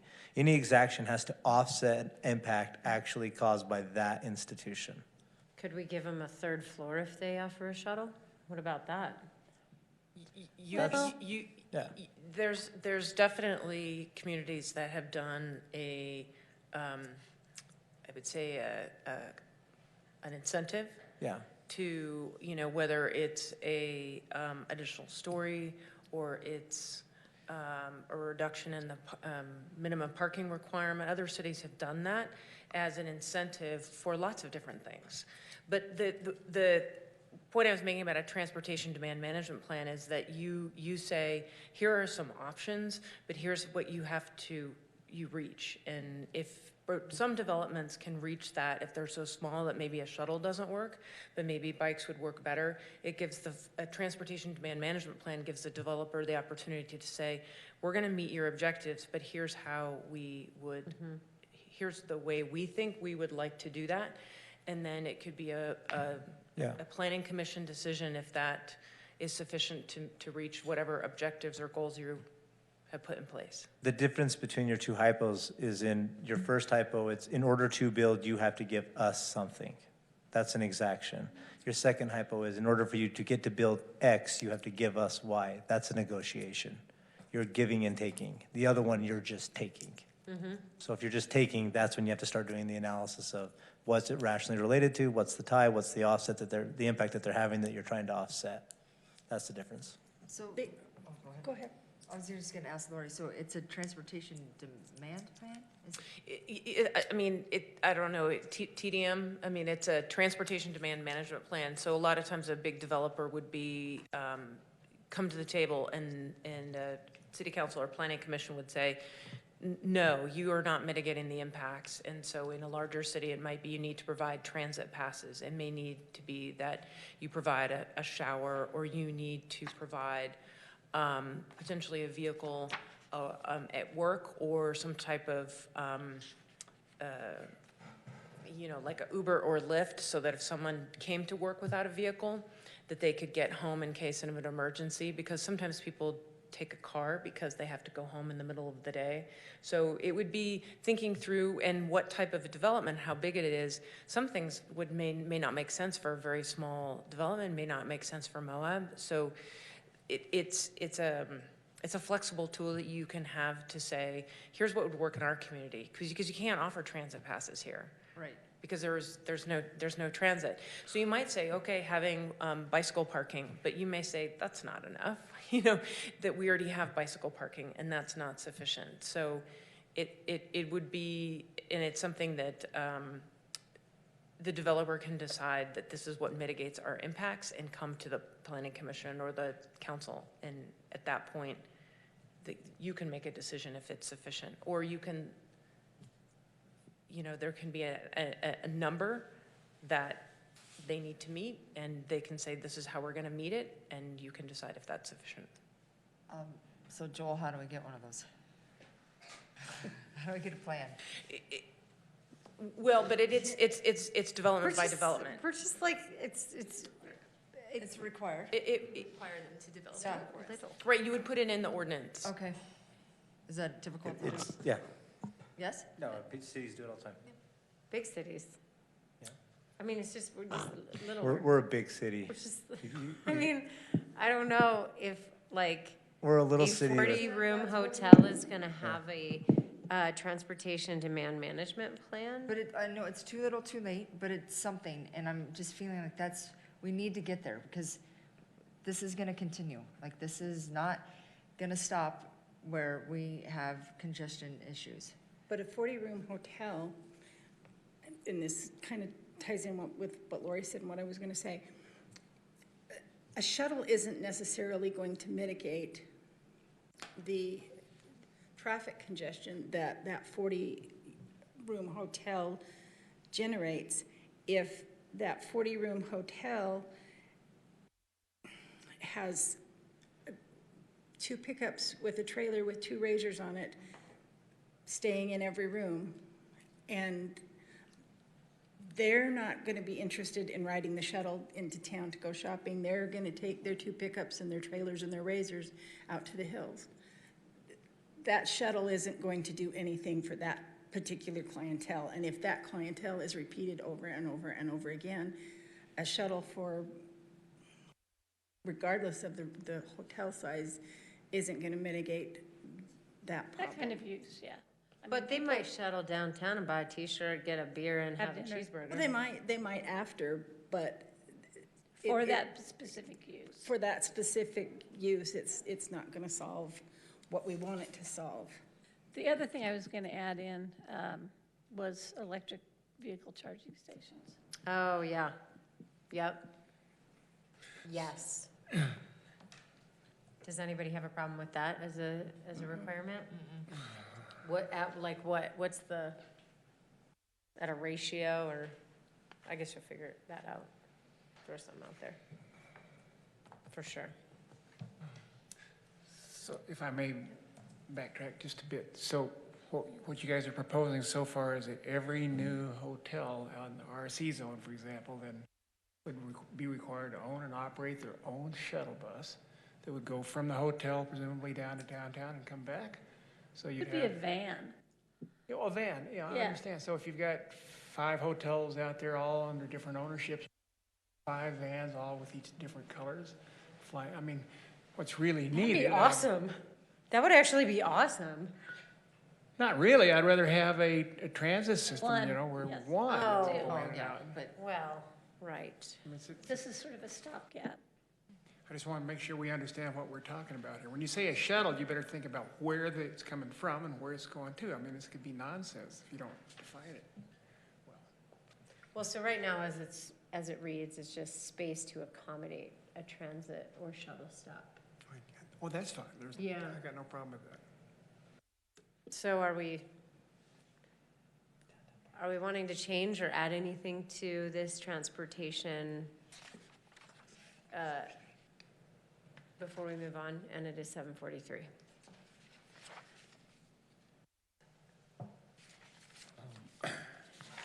I'm still opposed to oversized parking. I think that should be as a mandated thing. I get such mixed input on that.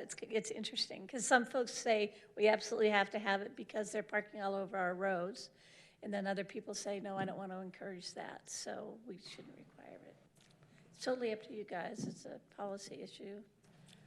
Well, We're talking oversized about the- accommodates RVs and trucks with trailers.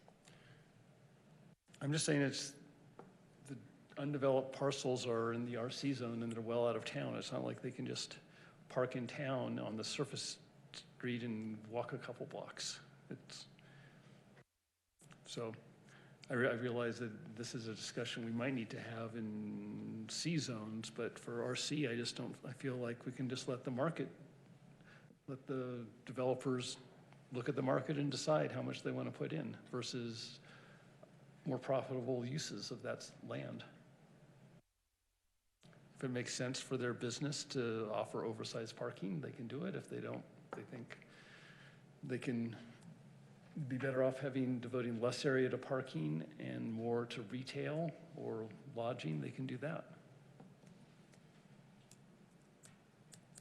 Does anyone agree with Caitlin?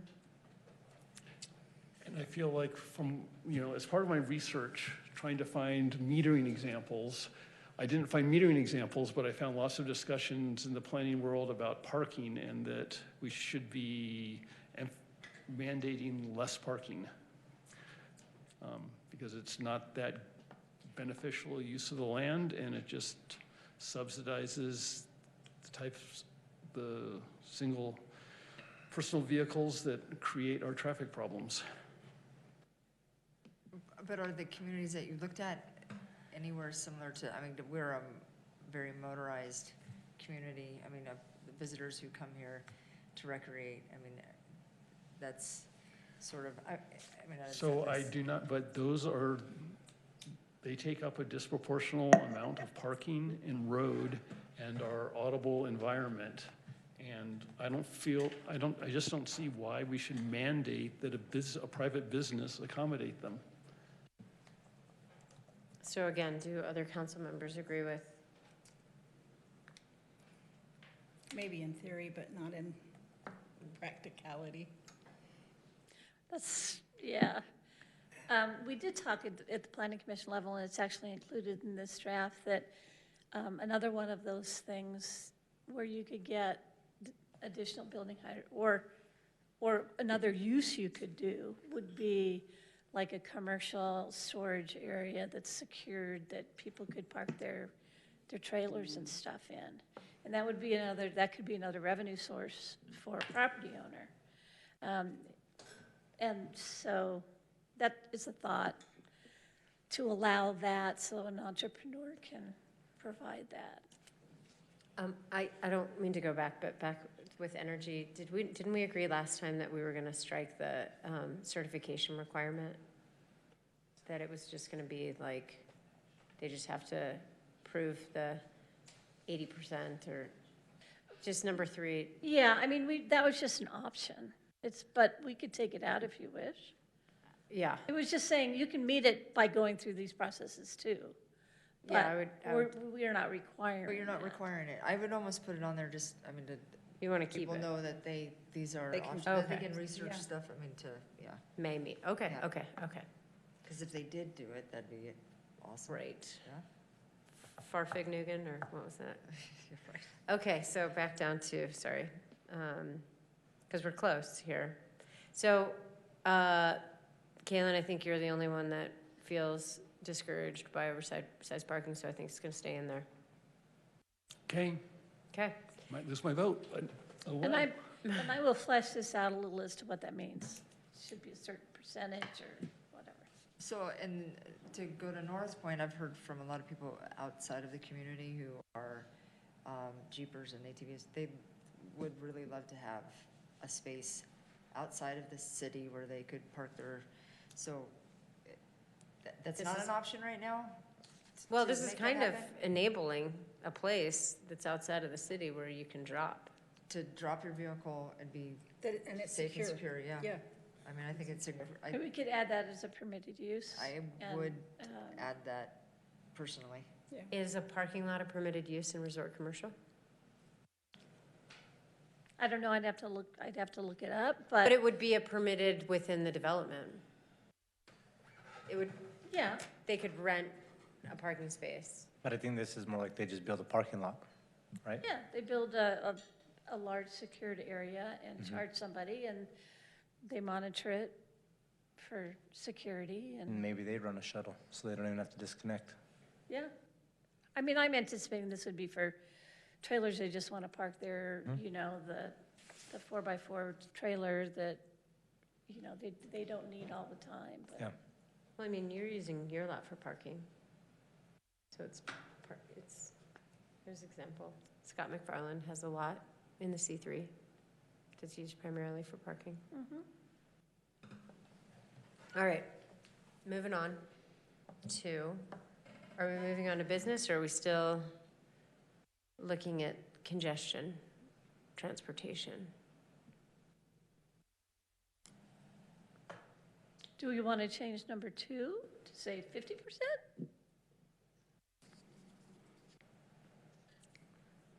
It's just, for a lot of these, what we try to do is provide an option for them to figure it out a different way, because we don't have all the answers. So that's kind of why I put that as an option, but. Yeah, so. I would Nora- leave it as is. Excuse me. If I may, and two, Nora, when you say reduce projected vehicle trips to where, from where? To and from To and from where? the site, the project into town. Okay.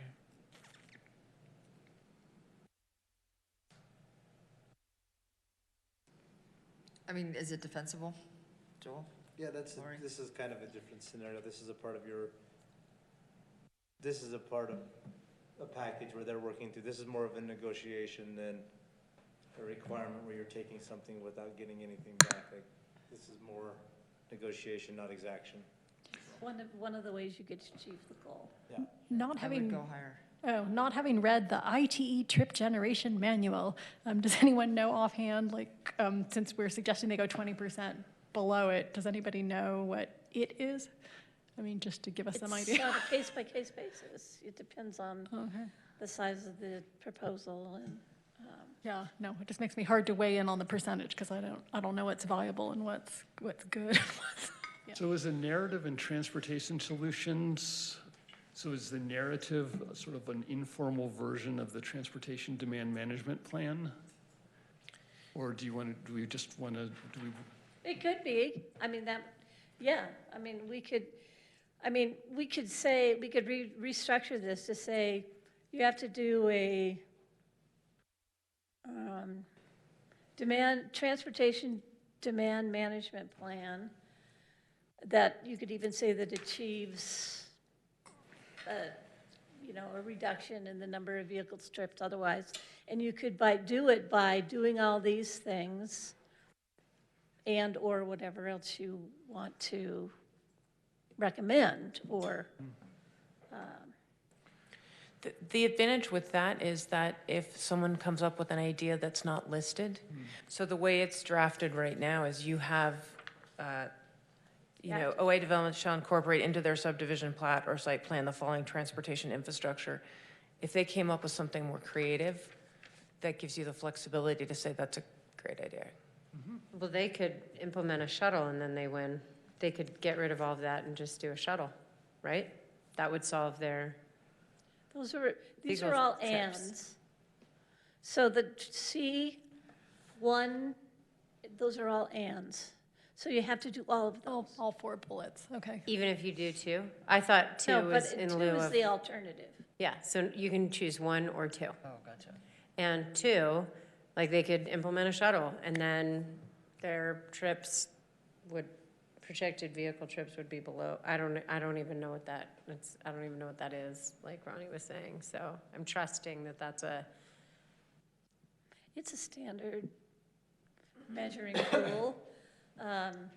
With any standards, it's averages, but, and that it's comparable, 20% is comparable to all the other activities in one. I don't know. So but is it an administrative decision or a legislative decision? Whether for, It would 2? be part of the review and recommendation. So it wouldn't be legislative, it would be administrative, but they'd have an option of doing one or proposing something else on their own that might be things that we didn't think of. Can I just ask, the covered lockable bike storage, what is that?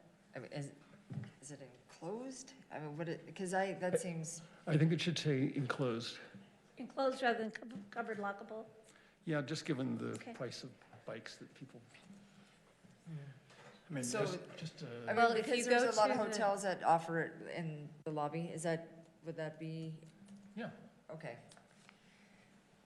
Okay. I mean, every hotel I've been in with Nichols Trips, for example, it's nearly always this sort of bike storage is just a storage room, ordinarily on the main floor, maybe on the ground floor, and, they say, tell the clerk you got a bike, and they say, oh, fine, put it in there, and then they lock the door, and everybody goes, it's not a fancy little container where you slide your bike in, I guess. But it could be, if somebody wants to It do could be, that.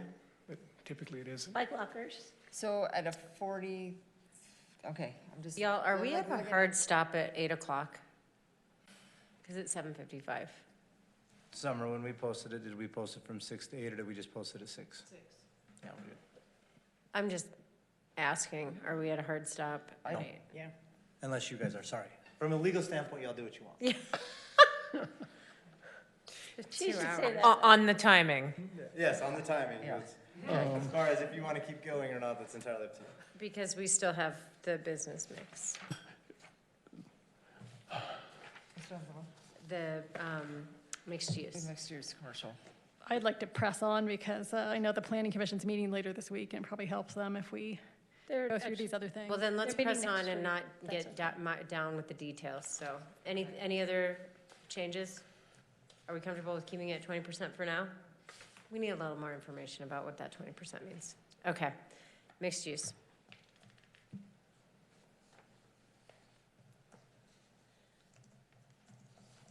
Okay, so mixed use, we're going to require that they provide a certain amount of civic space, usable open space, public art, additional commercial uses that serve the public or the visitors in the north end of the city, space for, and I just wrote some ideas down. But we also address this when we talk about building height, and that would be, this requirement would be made to be consistent with that requirement. It basically says you can do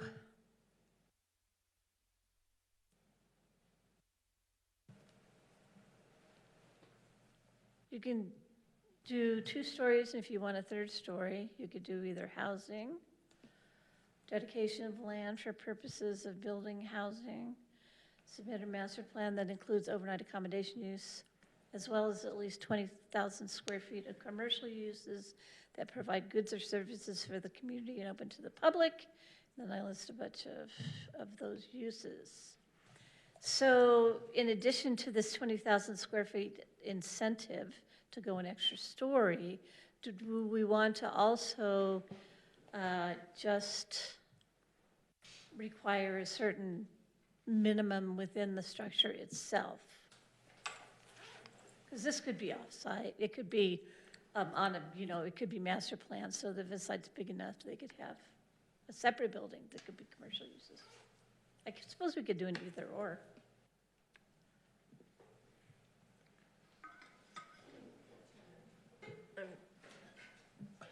I'm just sharing with my family that we're keeping. I'm still going. There she is, right, Suzanne? You need to decide if you're. My name's Mary Ann. I'm a planning commissioner, and I am speaking as a planning commissioner who's pretty familiar on where we've been and where we're going with this. And I think that this mixed use aspect is going to be the most challenging and potentially change Moab the most, because this aspect is the part that could potentially expand Main Street from where it is now all the way to the river. And those kind of things could impact the number of pedestrians on the road and things like transportation and what DOT might even like change the highway regulation as and the speed limits. And if you were to potentially push Main Street as like a pedestrian walking area that looked very much like our core downtown area, that would probably encourage putting the highway somewhere else, because that would further increase the congestion in that area. And honestly, like from an economic standpoint, your mixed use would encourage other buildings outside of Moab, or like outside of what we already have right now in that core downtown area. So by encouraging other projects and other buildings, you're pretty much doubling the size of the urban area of the city. So I would just really urge you to look at this very closely, because if you're encouraging development along with hotels, you're going to completely change the city itself. Since you brought that up, can you let us know, assuming that Planning Commission spent some time discussing that, did you guys discuss the pros and cons of that? Because in my own mind, that has pros and cons.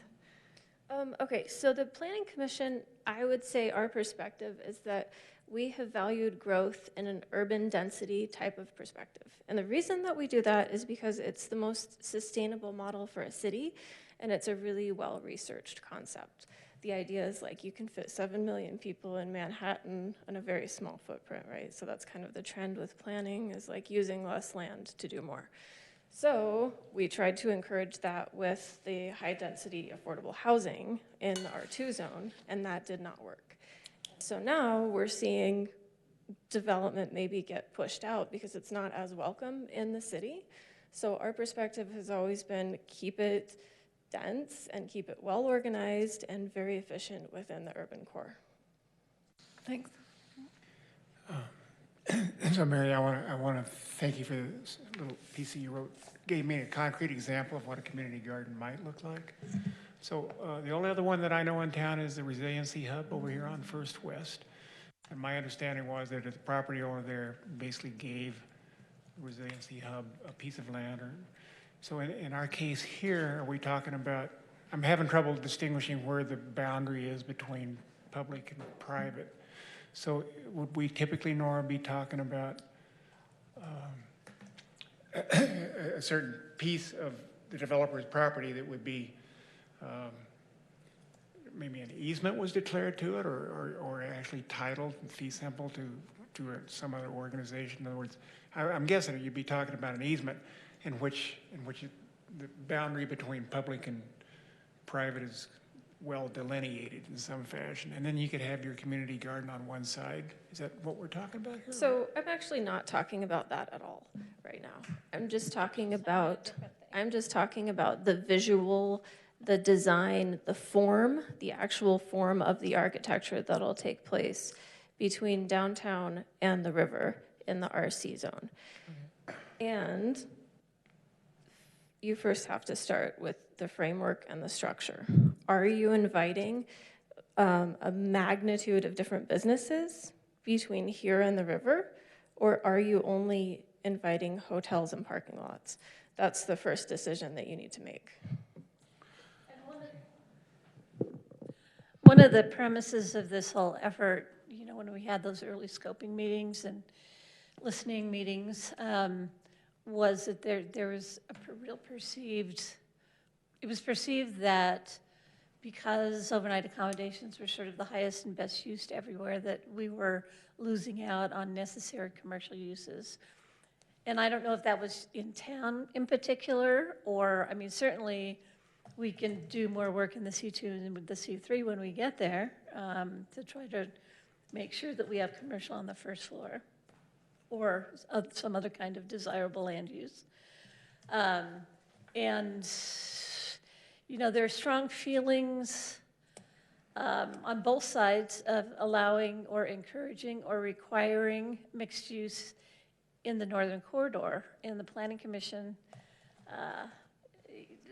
it's evolving. Their discussions evolve as well. And while we don't want to spread out and, you know, create an extended urban area that doesn't really work like a downtown,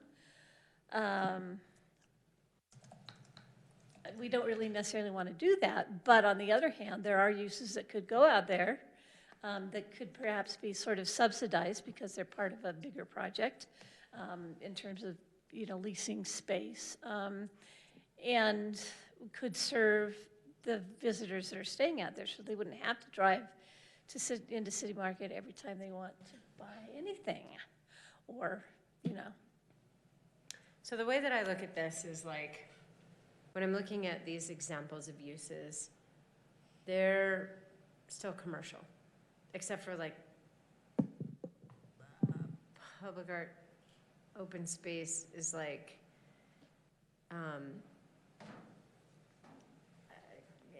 complicated. It is, and what I said in your staff report was It's that almost like, we need to work. I need to work on this a whole bunch so more. it's almost like that you posed a really good question. Are we talking about hotels and parking lots? What we currently have, the built world that we have in the resort commercial is that world, the hotels and the parking lots. So it's difficult to reimagine what it would look like. And yet, like, if we get some anchor tenants, then like people might be biking up there to go. And I think of when you talk of public-private, I think of the example in Salt Lake City Creek. So that development, they wanted to do a big development, but they were constrained because they had this creek running through the parcel. And so they utilized that creek and built this amazing private surrounding what I think is a... No, it's all recycled water, and it's recycled water. It's totally separate from the stream. Oh, jeez. Well, take that away. So, but it's private. Pop that bubble. With community space and public art and bathrooms and... The concept is like, are we capable of making an urban area that's actually mixed use, that does have public open space? And in response to that, if we're looking at the map, the special area and then the C4 is kind of where we would think about going further with our downtown, right? Where C3 ends, somewhere in between C3 and resort commercial, would kind of extend that downtown. What we're talking about tonight, though, with the resort commercial, is that it is largely big buildings and parking lots, and a bike path that's on the opposite side of where the majority of the development is happening. So I don't know if, so I think that going back to the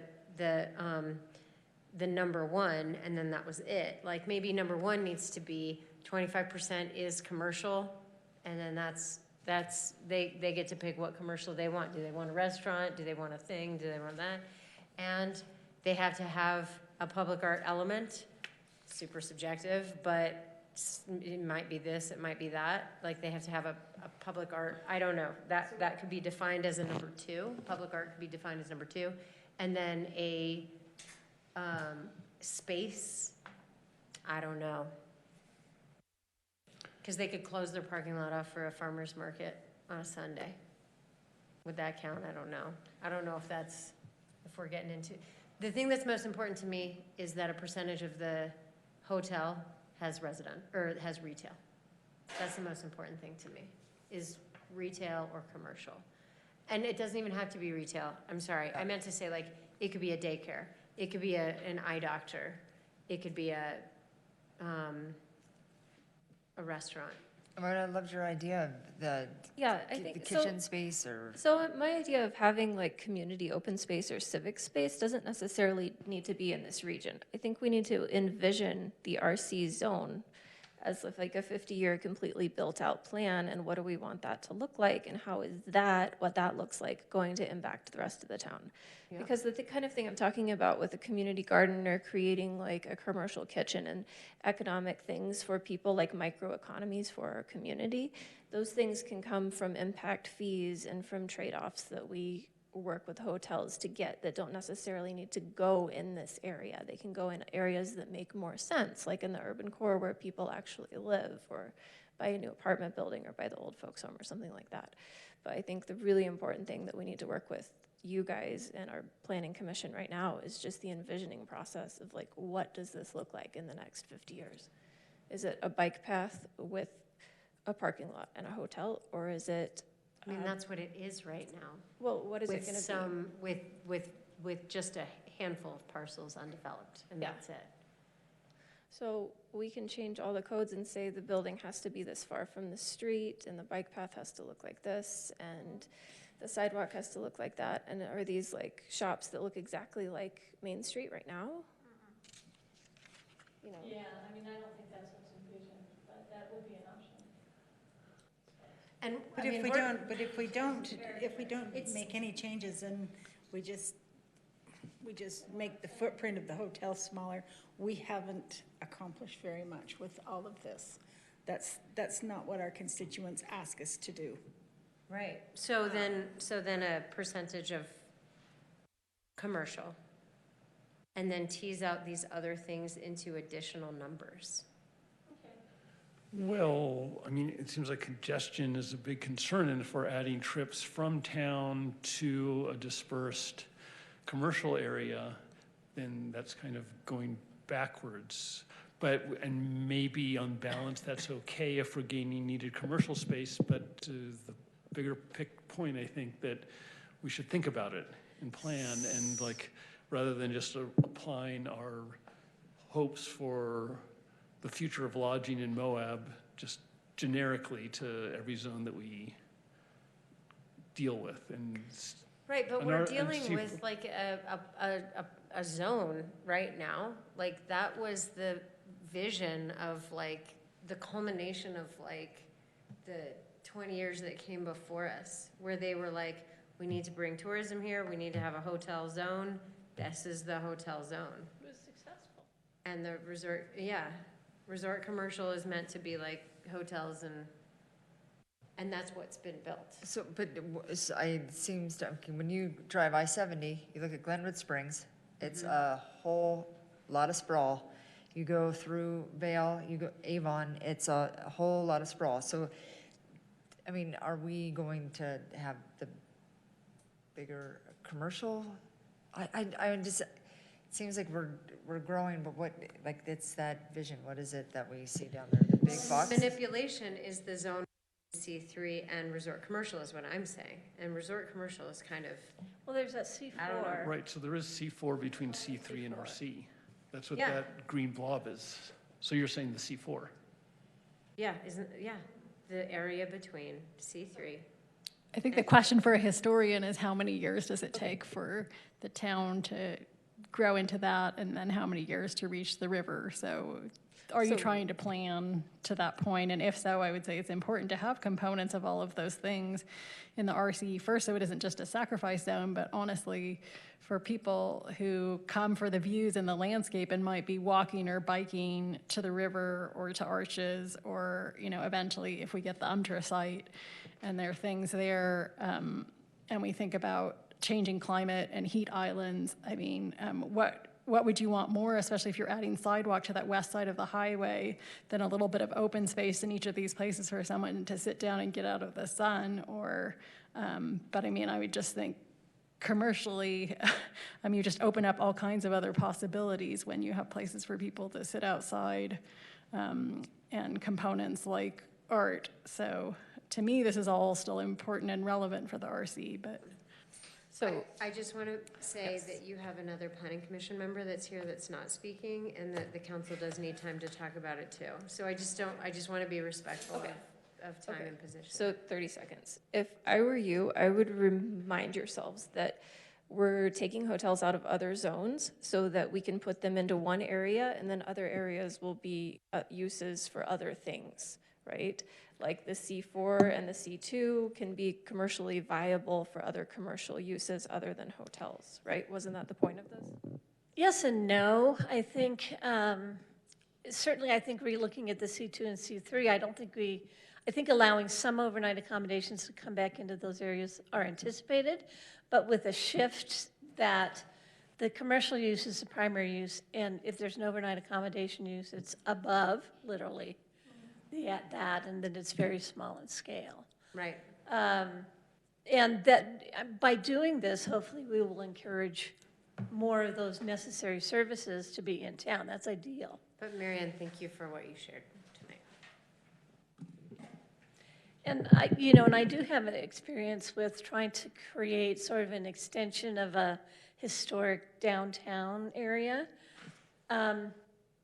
Sometimes it works and sometimes it doesn't. I think that the establishment, the pattern of development out there, even if we put in streetscape improvements and benches and all that kind of stuff, I just don't ever think it's going to feel like, given what's there now, it's going to feel like our downtown. Well, Nor should it. It's also frontage road. I mean, Right. there are some of the parcels are on a frontage road, so it's. And it's been designed in that way.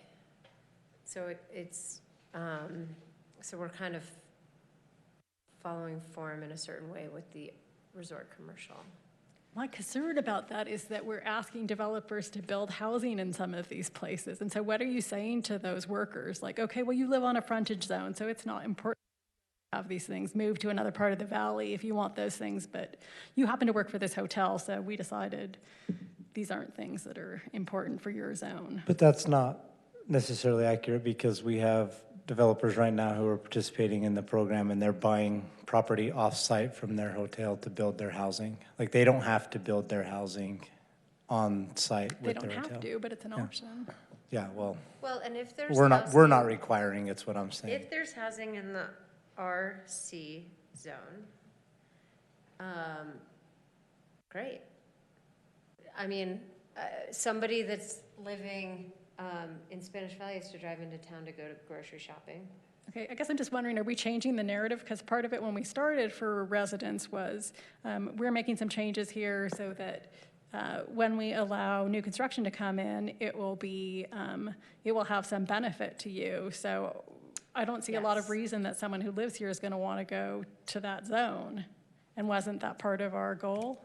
Well, I don't think we're changing the narrative. I think we're taking a more fine-grained look at the different, more geographically based look at the differences, which was not, I don't recall, I think we were at 40,000 feet with the public during the moratorium, talking about the future of lodging and ability to facilitate things generally, but then when we look at the site-specific applicability of what the balance is, like, and as we see with letters like the ones we got today, part of the benefit that the public seems to forget about is that it's lodging that means that we haven't yet had a property tax. So that's a big benefit. Not that I'm arguing that. So do we all agree that we want mixed use and civic space and open space? So as written, it's providing maximum flexibility. It's like we'll either have like a number or a percentage, and then the developer can choose or negotiate that with Nora. I liked your That's how I read it. exclamation. That's how I read it. Yeah, is that not how? Well, and you so read what it? I'm saying is, why can't we ask for both commercial and civic? I don't know why we can't. I don't think that particular zone, just the way it's structured, it's not going to end up feeling like an extension of Main Street. It's just not. What we haven't, and what we can't figure in here, what if a developer comes up with a really great idea? What if he or she comes up with something that we have not even thought of that will ultimately, like Ronnie mentioned, to tie into the UMTRA site? It seems like we're kind of looking at this with blinders on and what we see today. We've got to give them enough flexibility and enough trust that what they're going to come up with is a good product. But that it'll be more than just overnight accommodation. That it'll Yeah, have it's a going to be mixed more than use. just a hotel and a parking lot.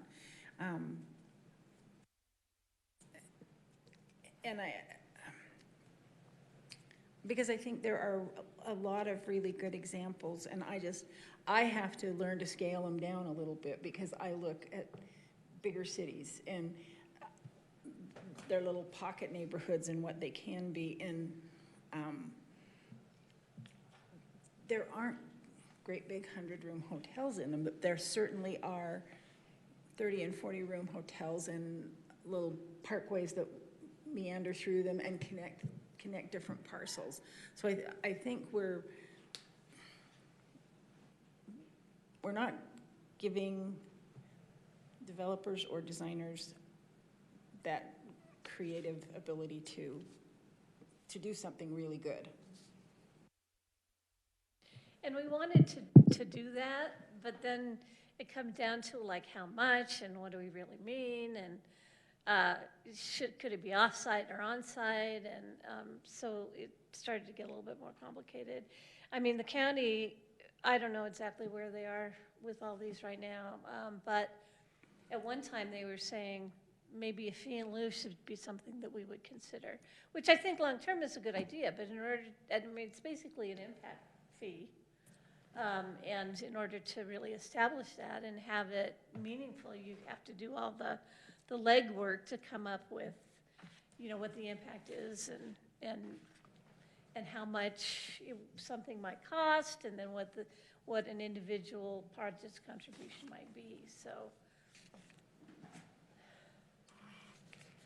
anyway, I certainly can work on this section more, but I would really like direction on the commercial, whether we want to require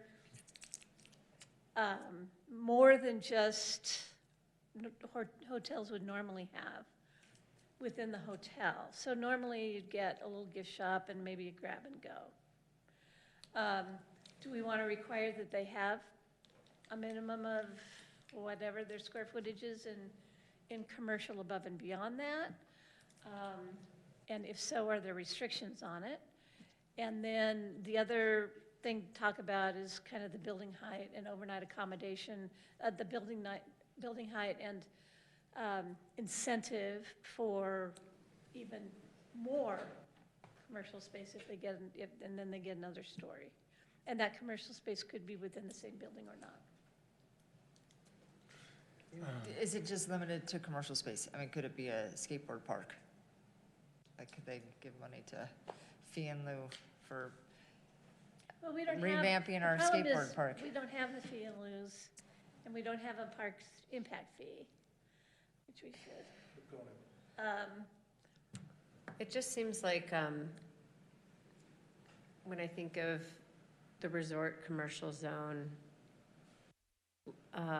to what Ronnie, you were saying, it would be nice to have more than just a hotel out there. So I don't want to in lieu of things necessarily. what I'd like to see is a mixed development where there's more than just a hotel. And so what that would look like is some commercial, a percentage of commercial. There has to be some place that's done that we can get a visual of. There has to be some place Well, that we I mean, can. here's And another I think that's thing. what people are having a hard time with, is we don't have a visual. Well, what we've said, though, is that out there, we're okay if there's overnight accommodations on the ground floor.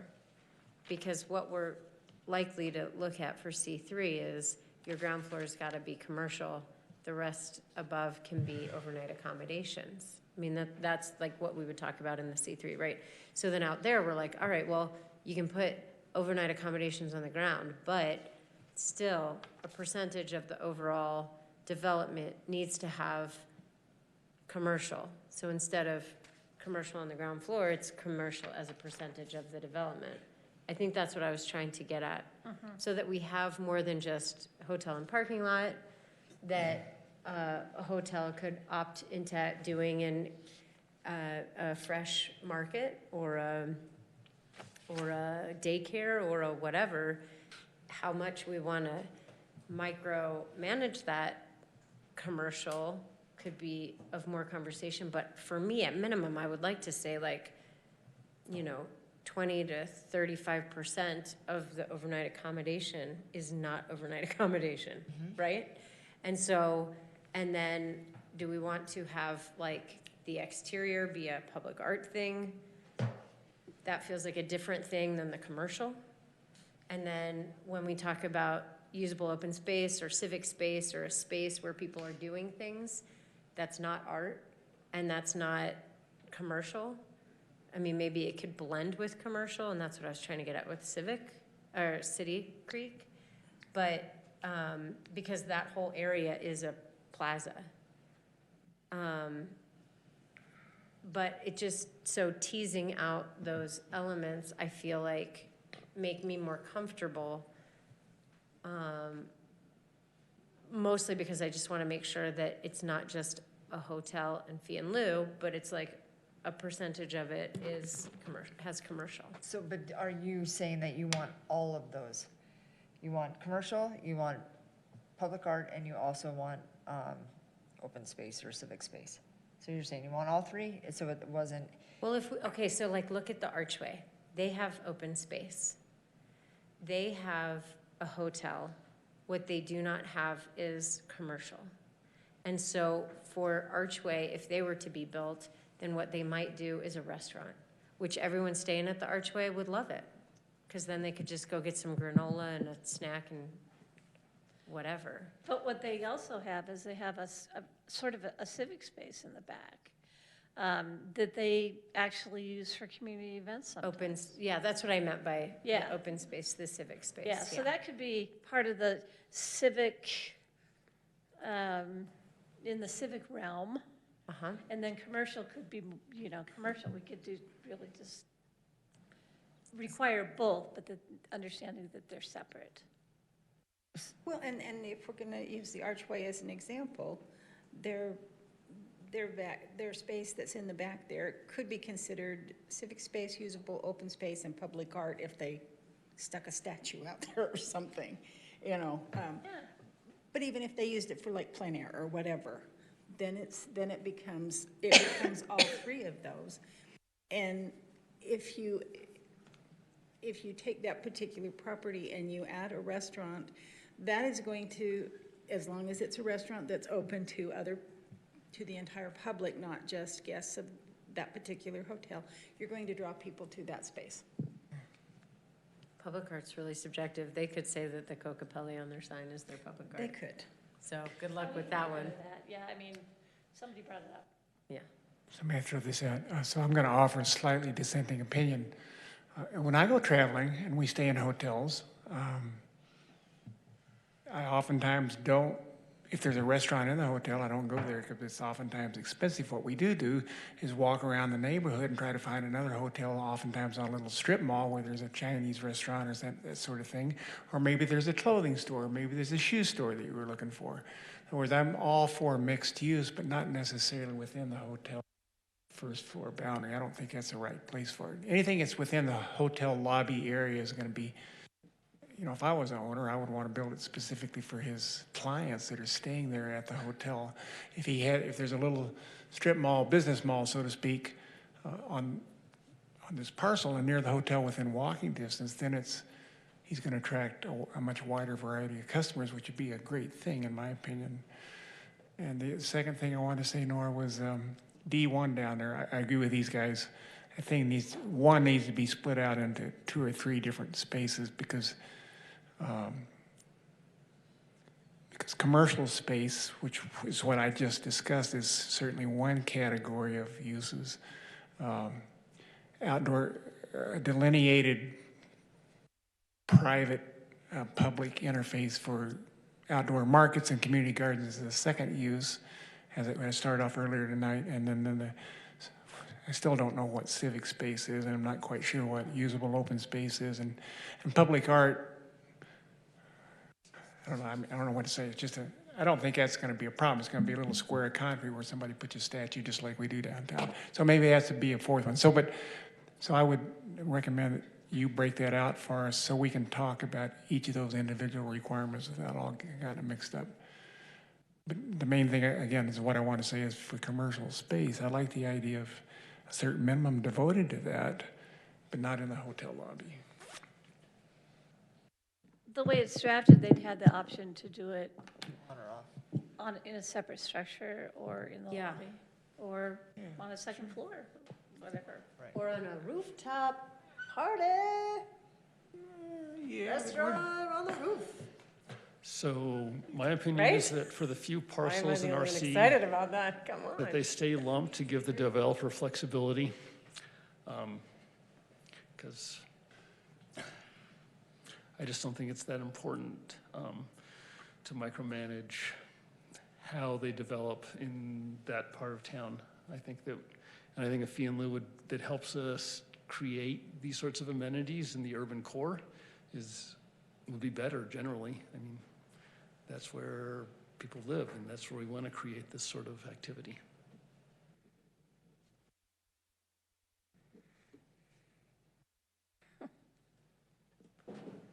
Well, that's different. Okay, so we've got 2 things. So it's hotels, parking lots, pay if you don't build it, or hotels, parking lots, and stuff. Commercial, art and stuff, right? Those are the 2 kind of. I'm willing to assign some percentage to that blank, but I'm just Well, we need lean to away from define- breaking them all out. Pardon? Yeah, we need to define some, what the options are, I guess, and define what civic open space means better. So who's we? You and the Planning Commission? Or at least we need to research this more and make some recommendations to you. Okay. I mean, is it possible that, I don't know how it happens, but to get something, and I've said it a ton, to get something more than just toothpaste and Hot Pockets. What you got against Hot Pockets? Well, that wouldn't It's count as toothpaste. a, No, as but a it does. commercial, She right? asked at the beginning, like, are we talking more, because a typical hotel does have a little gift shop and a little market. So is that, I mean, if we say it's gonna be 25%, could they just build that space out to 25%? Or are we gonna be more specific? Because I don't know how much that's serving anybody else I think it besides. has to be open to, I think the commercial uses have to be open to the public in addition to the hotel guests. Thinking how many Pop-Tarts would fill 25% of a commercial development. They would do more than just a, But I'm just saying, if it can't, they could just build it and it might be cheaper than trying to figure out who to have to staff it. Or, I mean, I'm curious if we need to be more specific because Because the Like, A what if it was a Archway Inn has a laundromat? really large front room. They could not get anybody to run a commercial enterprise in there, and so it sits open, and there's brochures for jeeping and brochures for bike rentals, and there's think nothing going on in there. I think they finally got a copy joined in there. Don't they got someone doing copy out of there now? I don't think know. so. Really? Yeah, I think they finally got so. someone who's running copy out of there. Oh, it's a big space. I mean, I've run Really big. events in there, and it's a big space. So I'm just saying it can happen. So do we need to be specific about not just having it as a, Yes, sure. I think we do. okay. But we can start by saying, we're gonna require mixed use, this percentage, and here are the allowable uses within the mixed use. How about that? Yep. Here are the allowable uses within that commercial. And then place what we wanna see out there. And are What we, if we haven't thought of everything? yeah, What if they can think of something better? Then we bring you a text amendment. Yep, text amendment. So- Like, what if they wanted to do a brewery? Or we put some weasel words in there that that allows allow them the to. planning commission to review and make recommendations. You can also put, similar to, you could say, some language that gives you the opportunity to set examples of the types of things, and it would be not exclusionary, but it could be, so someone knows what kind of uses you're looking at, but it's not exclusionary. I think Nora's done that because she says examples include daycare, Right. drugstores, Right, exactly. pharmacies, Yes. That's grocery exactly right. stores. So, I mean, maybe we need to come up with a few other uses that would be acceptable because those pretty much are retail. But there might be other uses that would be acceptable too. And the other question, does it have to be on that premises, or can it be right next door, like Mike is saying? I mean, we're, She said it can be in another okay, so- structure. The commercial uses will not be counted toward the maximum square footage allowed? And it seems like.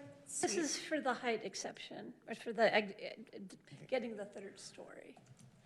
So they'd have We to have the fight. examples there, but we don't really have the examples in the commercial. I read that out of place, Yeah. but. Well, because when you said that, I was like, wait a minute. Yeah, That's I right, was- it is I in was there. reading down there further, but But you're right, it's it the same is idea. somewhere. It could be up there instead of down. It could be up there too. Yeah, it could be. That examples include Yes, these things yes. up there.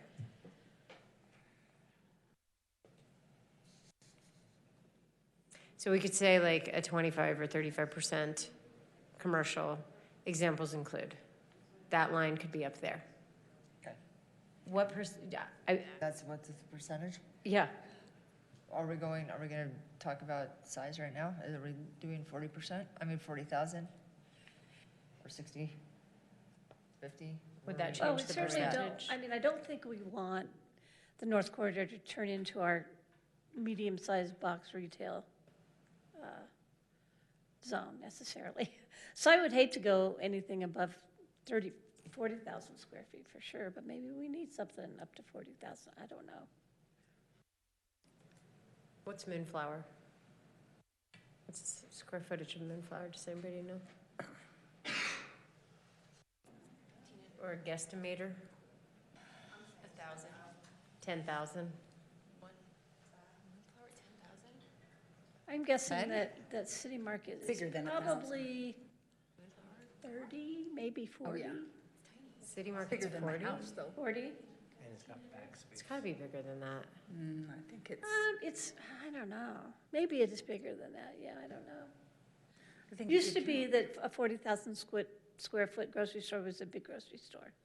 And then Smith's and everybody started coming in with the mega stores. And those are more like 80,000 square feet. Do we have a tool on our maps that Village just tells us Market. that? Or- Village Market.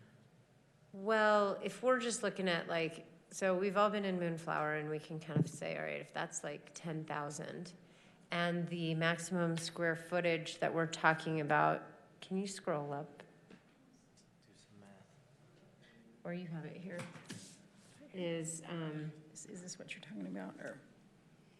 well, the maximum gross square footage of an overnight accommodation project shall be 60.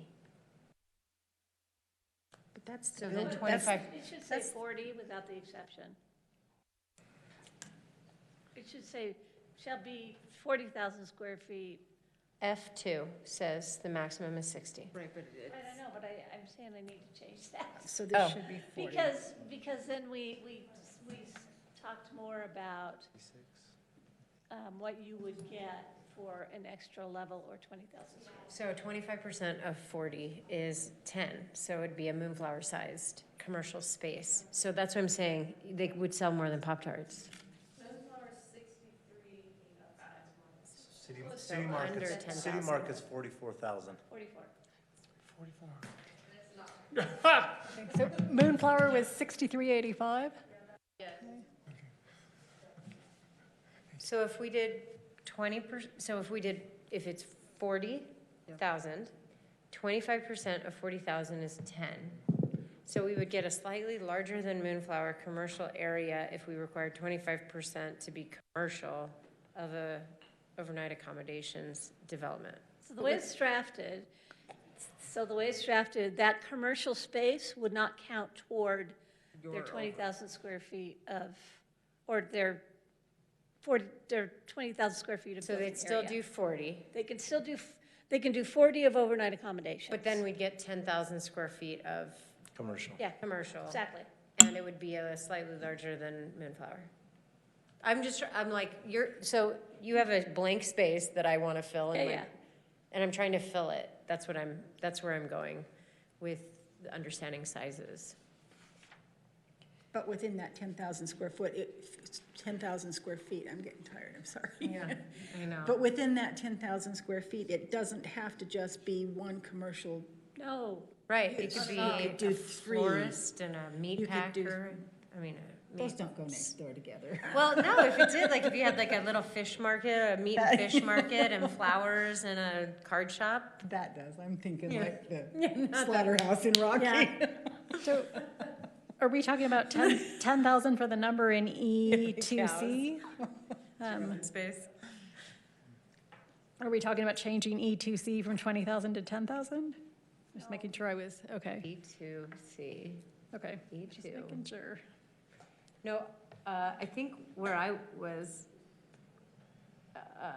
this has to was be changed. still in D. Trying to choose Sorry, the I'm still in D. percentage. Okay. I'm still in D. Okay. And I'm saying like, if we were talking a required commercial amount, Gotcha. 20%, 25% seems good. Okay. It's big enough to do a thing, Uh-huh. and Yeah. I think it's a lot. 25% is huge. it's a lot of commercial. I mean, have an eye doctor, Is it too much? drop off the kids. But That seems like it's almost too much. Yeah, it's, yeah. but. So, but also success for Moab would be 10,000 square feet of commercial on the market. So we're providing an extra story and an extra And if 20,000 that was square feet. required, where Hackney was displaced, he would have had commercial space. Yeah, but he's gonna need like 500 square feet. I mean, that 10,000, that's a big space. Village Market's 20 is what we just calculated. So what it'd be if, half of what Village if we, Market. what Market if is we 20. wrote the language to say something like, 15%. what if they 15 to 25%? Then that developer can expand that as they grow, or if, So the whole point of the incentive is that we would But this get, wouldn't be an incentive. This Okay. is a requirement. a base requirement of Okay. commercial space that every development is going to have to produce. my opinion would be, and it's purely that 20,000 square feet is too big, or 20% is too big, because it's the same thing. You know, people go, you require that, and they can't really fill it with anything that's gonna make them any money, and so then it goes sort of unused. It's kind of that in-between. But if you are granting them additional additional square footage of building for additional square footage of commercial, then you're incentivizing the larger amount of commercial.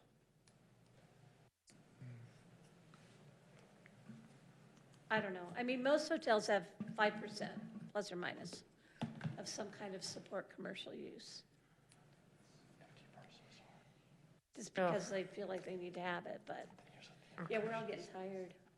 Atomic is 5,500 square feet. So if you look at that huge restaurant, and you require all of those northern parsons to have spaces that are 3 times as big as that? Atomic's 5,500. 5,500. I think that's why I was going through the exercise of what is 20%, what is the actual space, what does it look like, is it comparable? So I feel like that exercise was really helpful for us to come to a percentage. And, right, so 5,000 is like more of a reasonable, so then if we're saying 60,000, or sorry, 40,000 is the maximum, Max. and I'm pretty sure they're gonna build to 40,000. Yeah. Then we're looking at 5,000 of 40,000 is 5%? 8%? 5% is 2,000. 10, what is the? Where's my math? Oh, wait a minute, I had to give the numbers. 8%. 12, So Emily, let me suggest. whatever that percent is, 5,000 of Okay, but so even 40,000. 5,000 is, Poison Spiders, 3,500 feet, 44 employees. I mean, that's, Great, no, but I mean, that's a huge space to, 5,000. Well, and we're not talking necessarily just about one space. We're talking about multiple spaces. Well, and we're talking a percentage, so if it's 40,000, then it would be, if we're saying 5 of 40,000, please, somebody do the math. 12.5%. So even if we said 10%, Yeah, 10%. then if they build 20,000, then 10% of 20,000 is much smaller. So, Madam Mayor, I would like, this is a great discussion. I would like to suggest that yourself and a sub-quorum number of council members that are interested, and Nora and the development community, like Rachel, for example, out here, and other people, sit down and have a nice little round table talk just in a small group. This is pretty inefficient, and staff, okay, and kind of come to terms with numbers. This is a great start, but it would go faster and we'd have something more workable that the. Well, we do have a subcommittee-ish, it's called the Planning Commission. Oh, yeah. Well, have you talked about this kind of stuff? Well, I feel like what they need are the resources to actually Right? like pencil out some projects, like. And we you only just need we have direction. we have a limited number of parcels and just like pick a couple and it's like, okay, here's the parking requirements, here's the height limits and square footage limits, and what can we do on this as an example? And that's actually more efficiently done by one person who knows what they're doing, and So then, take a parcel, take your setback, take your requirements. yeah, so it's reasonable. Parking will almost always be the limiting factor. But not as much as in the RC. Well, if you're talking about adding a bunch of commercial space, it will be. Okay. So maybe your committee could just go off and do just exactly what you're describing, Ken, and just try to do see what pencils out on some of these typical parcels and see if the rules that we're thinking about drafting would allow them to do that and do what the city wants them to do. You're suggesting that I do? No, I'm suggesting the committee do it and attack that subject. I mean, I like the methodology of taking the handful of parcels that are left in RC, looking at it and thinking of yourself as a developer and proposing certain draft parameters, if you will, on how many square feet, what percentage, blah, blah, blah, and see what actually pencils. Do the same process that we're doing here, but with the group, with a So a group of couple developers. things to remember. Yeah. One is, from a timing standpoint, that would be tricky, but, you know, we could perhaps have one meeting that we could pull together, but we're talking about the holidays and everything else. So that would be one of the issues. So timing is certainly a concern. I got you. So I think that the energy efficiency requirements along with our assured housing alone, are going to be a significant financial barrier. And so I don't feel like there's a lot of overhead for anything to get built with much of a mandatory commercial requirement, especially if we up the parking requirement as well. So. Well, we didn't up the parking requirement, we just. But you would by adding commercial space to the hotel. No, and by mandating Really? oversize, we will as well. So I feel like just doing it as it is now and adding a low percentage to the maximally flexible language as it's written now will get us where we need to go. So the 5%? 7%? 10? Yeah, somewhere in there. So 5, and then if they do more, then they get their extra 4. I think we, Oh, it was- if we're gonna make a requirement, we do 5%. And then if they choose to do more, They get more. they Okay. Get more. All right, then. Line filled. With a percentage. So let's talk about how to tackle this whole site configuration, building design, materials, colors, all that. Maybe, I don't know if you guys, and this is totally off the top of my head, but just given the time and the date,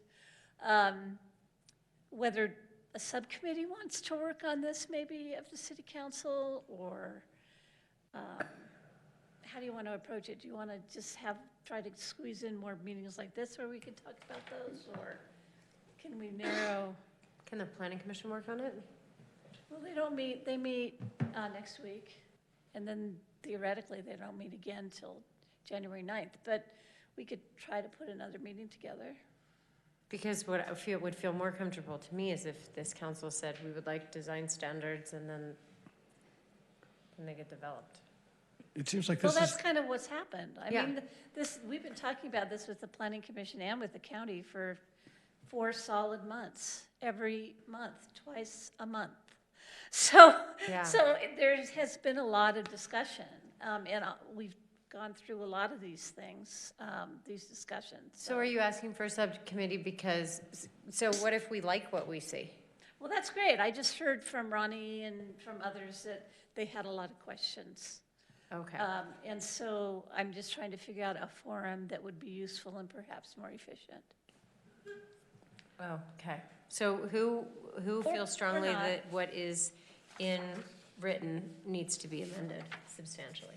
Well, I mean, we as a group haven't discussed the maximum building and project size at all, which I think, I don't know if other people are comfortable, but I really feel like we have a responsibility as a body to discuss that as a group.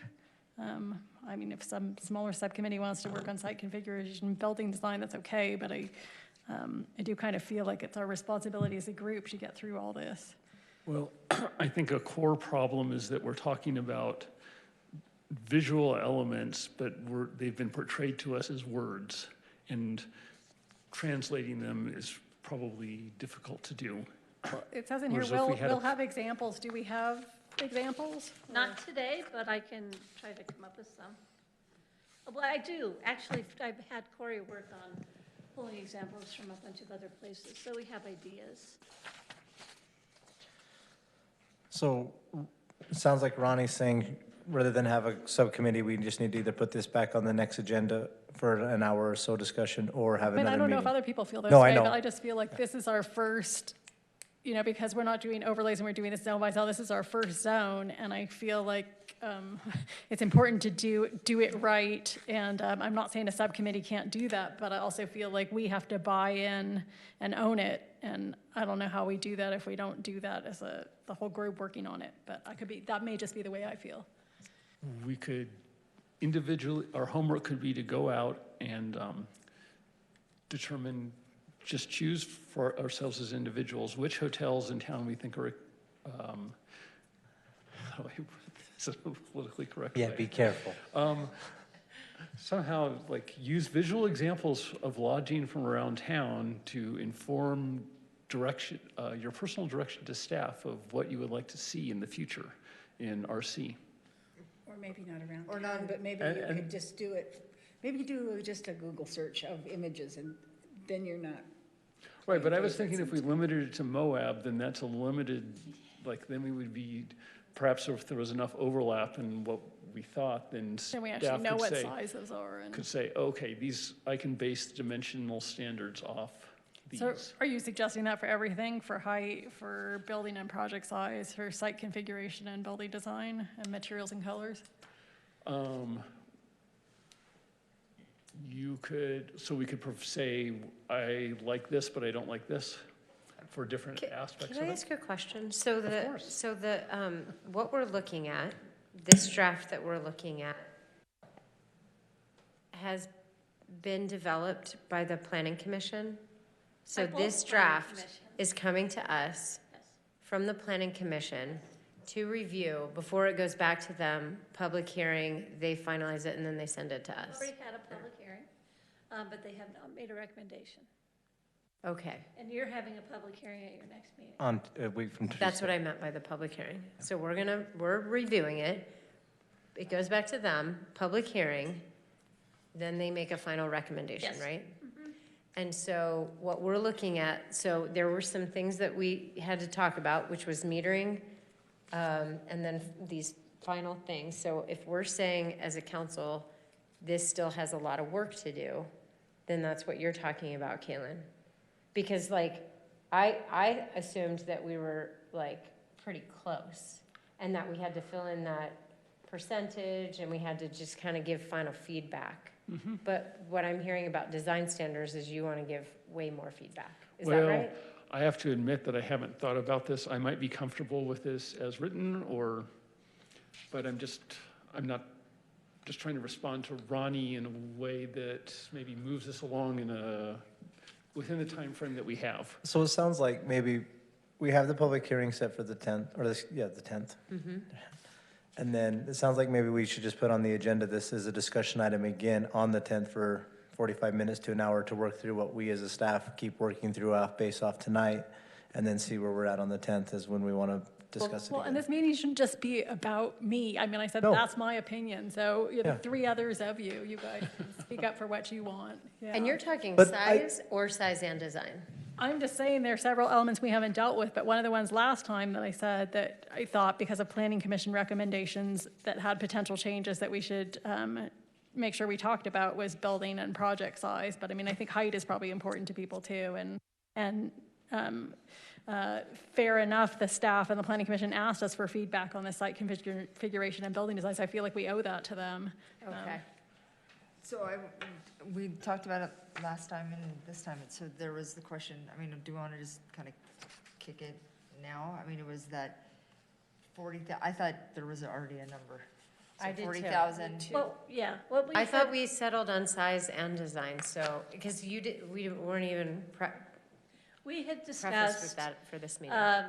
maximum building size of 20,000 square feet, maximum project size of 40, unless you get an incentive for providing, employee housing or more commercial space. And then it can go to 60,000 square feet, 3 stories. Got it. I'm sorry, so 20 20,000 square feet per building, or, 40,000 square feet for a project.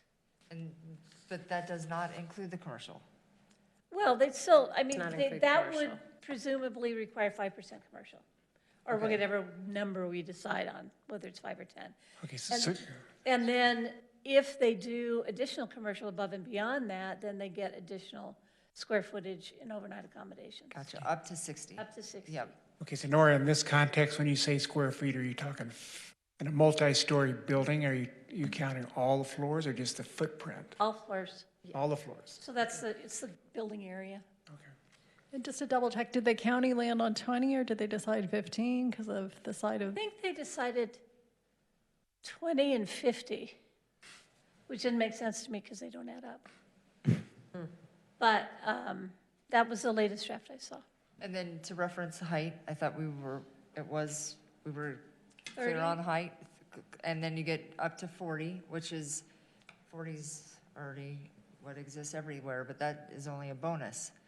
You only get that third floor up to 40 if you offer more than, so that seemed clear to me last time and tonight too, but is there? No, that was my understanding too. Okay, so I've just question. not seen it in this If draft we're talking language. about doing this meeting on December 10th, our agenda is pretty full. So I'm just looking at a lunch, 12 to 1 or 12 to 1:30 for a continuation if we feel like we need to continue. And not doing it as part of our regular meeting. Can we, do you all want to do that? I can't do that this month, so. Okay. but you can do What it time without me. are we having? 12 to 1 No. or 12 o'clock on December 10th. Brown bag. Are we having a workshop? Are we starting, is the regular meeting starting at 7 or sooner? There are items that might fall ahead of that regular meeting, so the meeting might be at 6 or might be at 7. Well, did we notice it for the public hearing for 6? The public hearing is at approximately 7:30. But that doesn't mean we wouldn't have a pre-council workshop. There's But the not, public hearing's about this. I So, was no, or what? Well, I was just wondering if there's time before the regular meeting starts to have a workshop to discuss this. Instead of lunch. Yes. And I'm good with either. It's pretty full. So So you're thinking like 10 I'm thinking PM. lunch. Okay. And yeah, that way we have flexibility to put something in front of it so we can get out by 9. So, but it does make it more difficult for you. It's okay, you just have to do it without me. Is it something that you would consider adding to your meeting on Friday? No, because Friday's all about budget and I don't want to commingle. And it's going to be 2 hours. So unless this council strongly wants to have it before our meeting, which we could schedule it at 6, and then that's that. if you did it Friday, you could do it as 2 blocks, 10 to noon, take an hour break, come back. Just an idea. That's the tree lighting, that's, Oh, yeah, you're there are right. other It is. events. You're right. There's the Mark event. I think that 2 hours is plenty for Yeah. one meeting for the day. Yeah. So, can you just show me your hands if you're okay with a lunch meeting so that we can move forward with that, or if you're not? My only then we thing with can- that is I was gonna go to Trail Mix because no one from the city's been going apparently. So I cannot go, yeah. When is trail mix? I believe it's 11 to 1. On the 10th? Do you want to do 9 to 11? That works for me. Or maybe we'll be done in an hour. That makes for a very full, long day, but I do not want to do that. I do not want to do that. Okay, that's fine. Gets into my Zumba time. And Having a job's a real time suck. having a job. I'm wondering if we could have meetings like on the stationary, set up the stationary bikes at the MRAC. Yeah. Okay, so is that 12 to 1? I mean, if we notice it.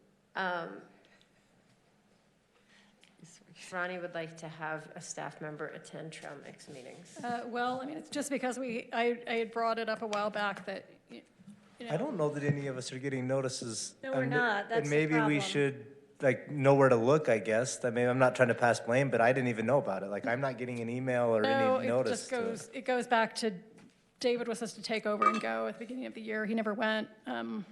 I never knew that nobody was going. So at any rate, when we reassign Who, is committee it Maddie assignments- who's over the email list? Yeah. Maddie and Tyson. All right, I'll reach out to them tomorrow and get one of us on it. Because like, I don't even know it was scheduled for the 10th. Corey could go. or Preferably Yeah, like, planning, we yeah. could easily Corey get would be someone an to s- amazing. Yeah, we could easily get someone from staff there. I just, yeah, Okay. I would actually like to go if I had the time. I would too. Well, you won't on December 10th at Apparently noon not. if we're scheduling this meeting right now, so Does yes. 11 to 1? Ronnie, if or- we schedule it on the 10th and have a staff member attend the trail mix, would that work? Yeah, that's fine. Yeah. Are we, talk to Corey are about that are we, tomorrow. are We we put that needing in more the than notes. an hour and a half? Can we do 12 to 1:30, so it's falling within people's lunch hour It's up to you guys. Oh, on Tuesday. on Tuesday? I'm flexible. It's fine with me. Okay. 12 noon. And is there a motion to adjourn? So moved. Thank you, Kalen. Thank you, Tony. All those in favor? Aye. Thank you all for sitting for 3 hours with us, those of you that did.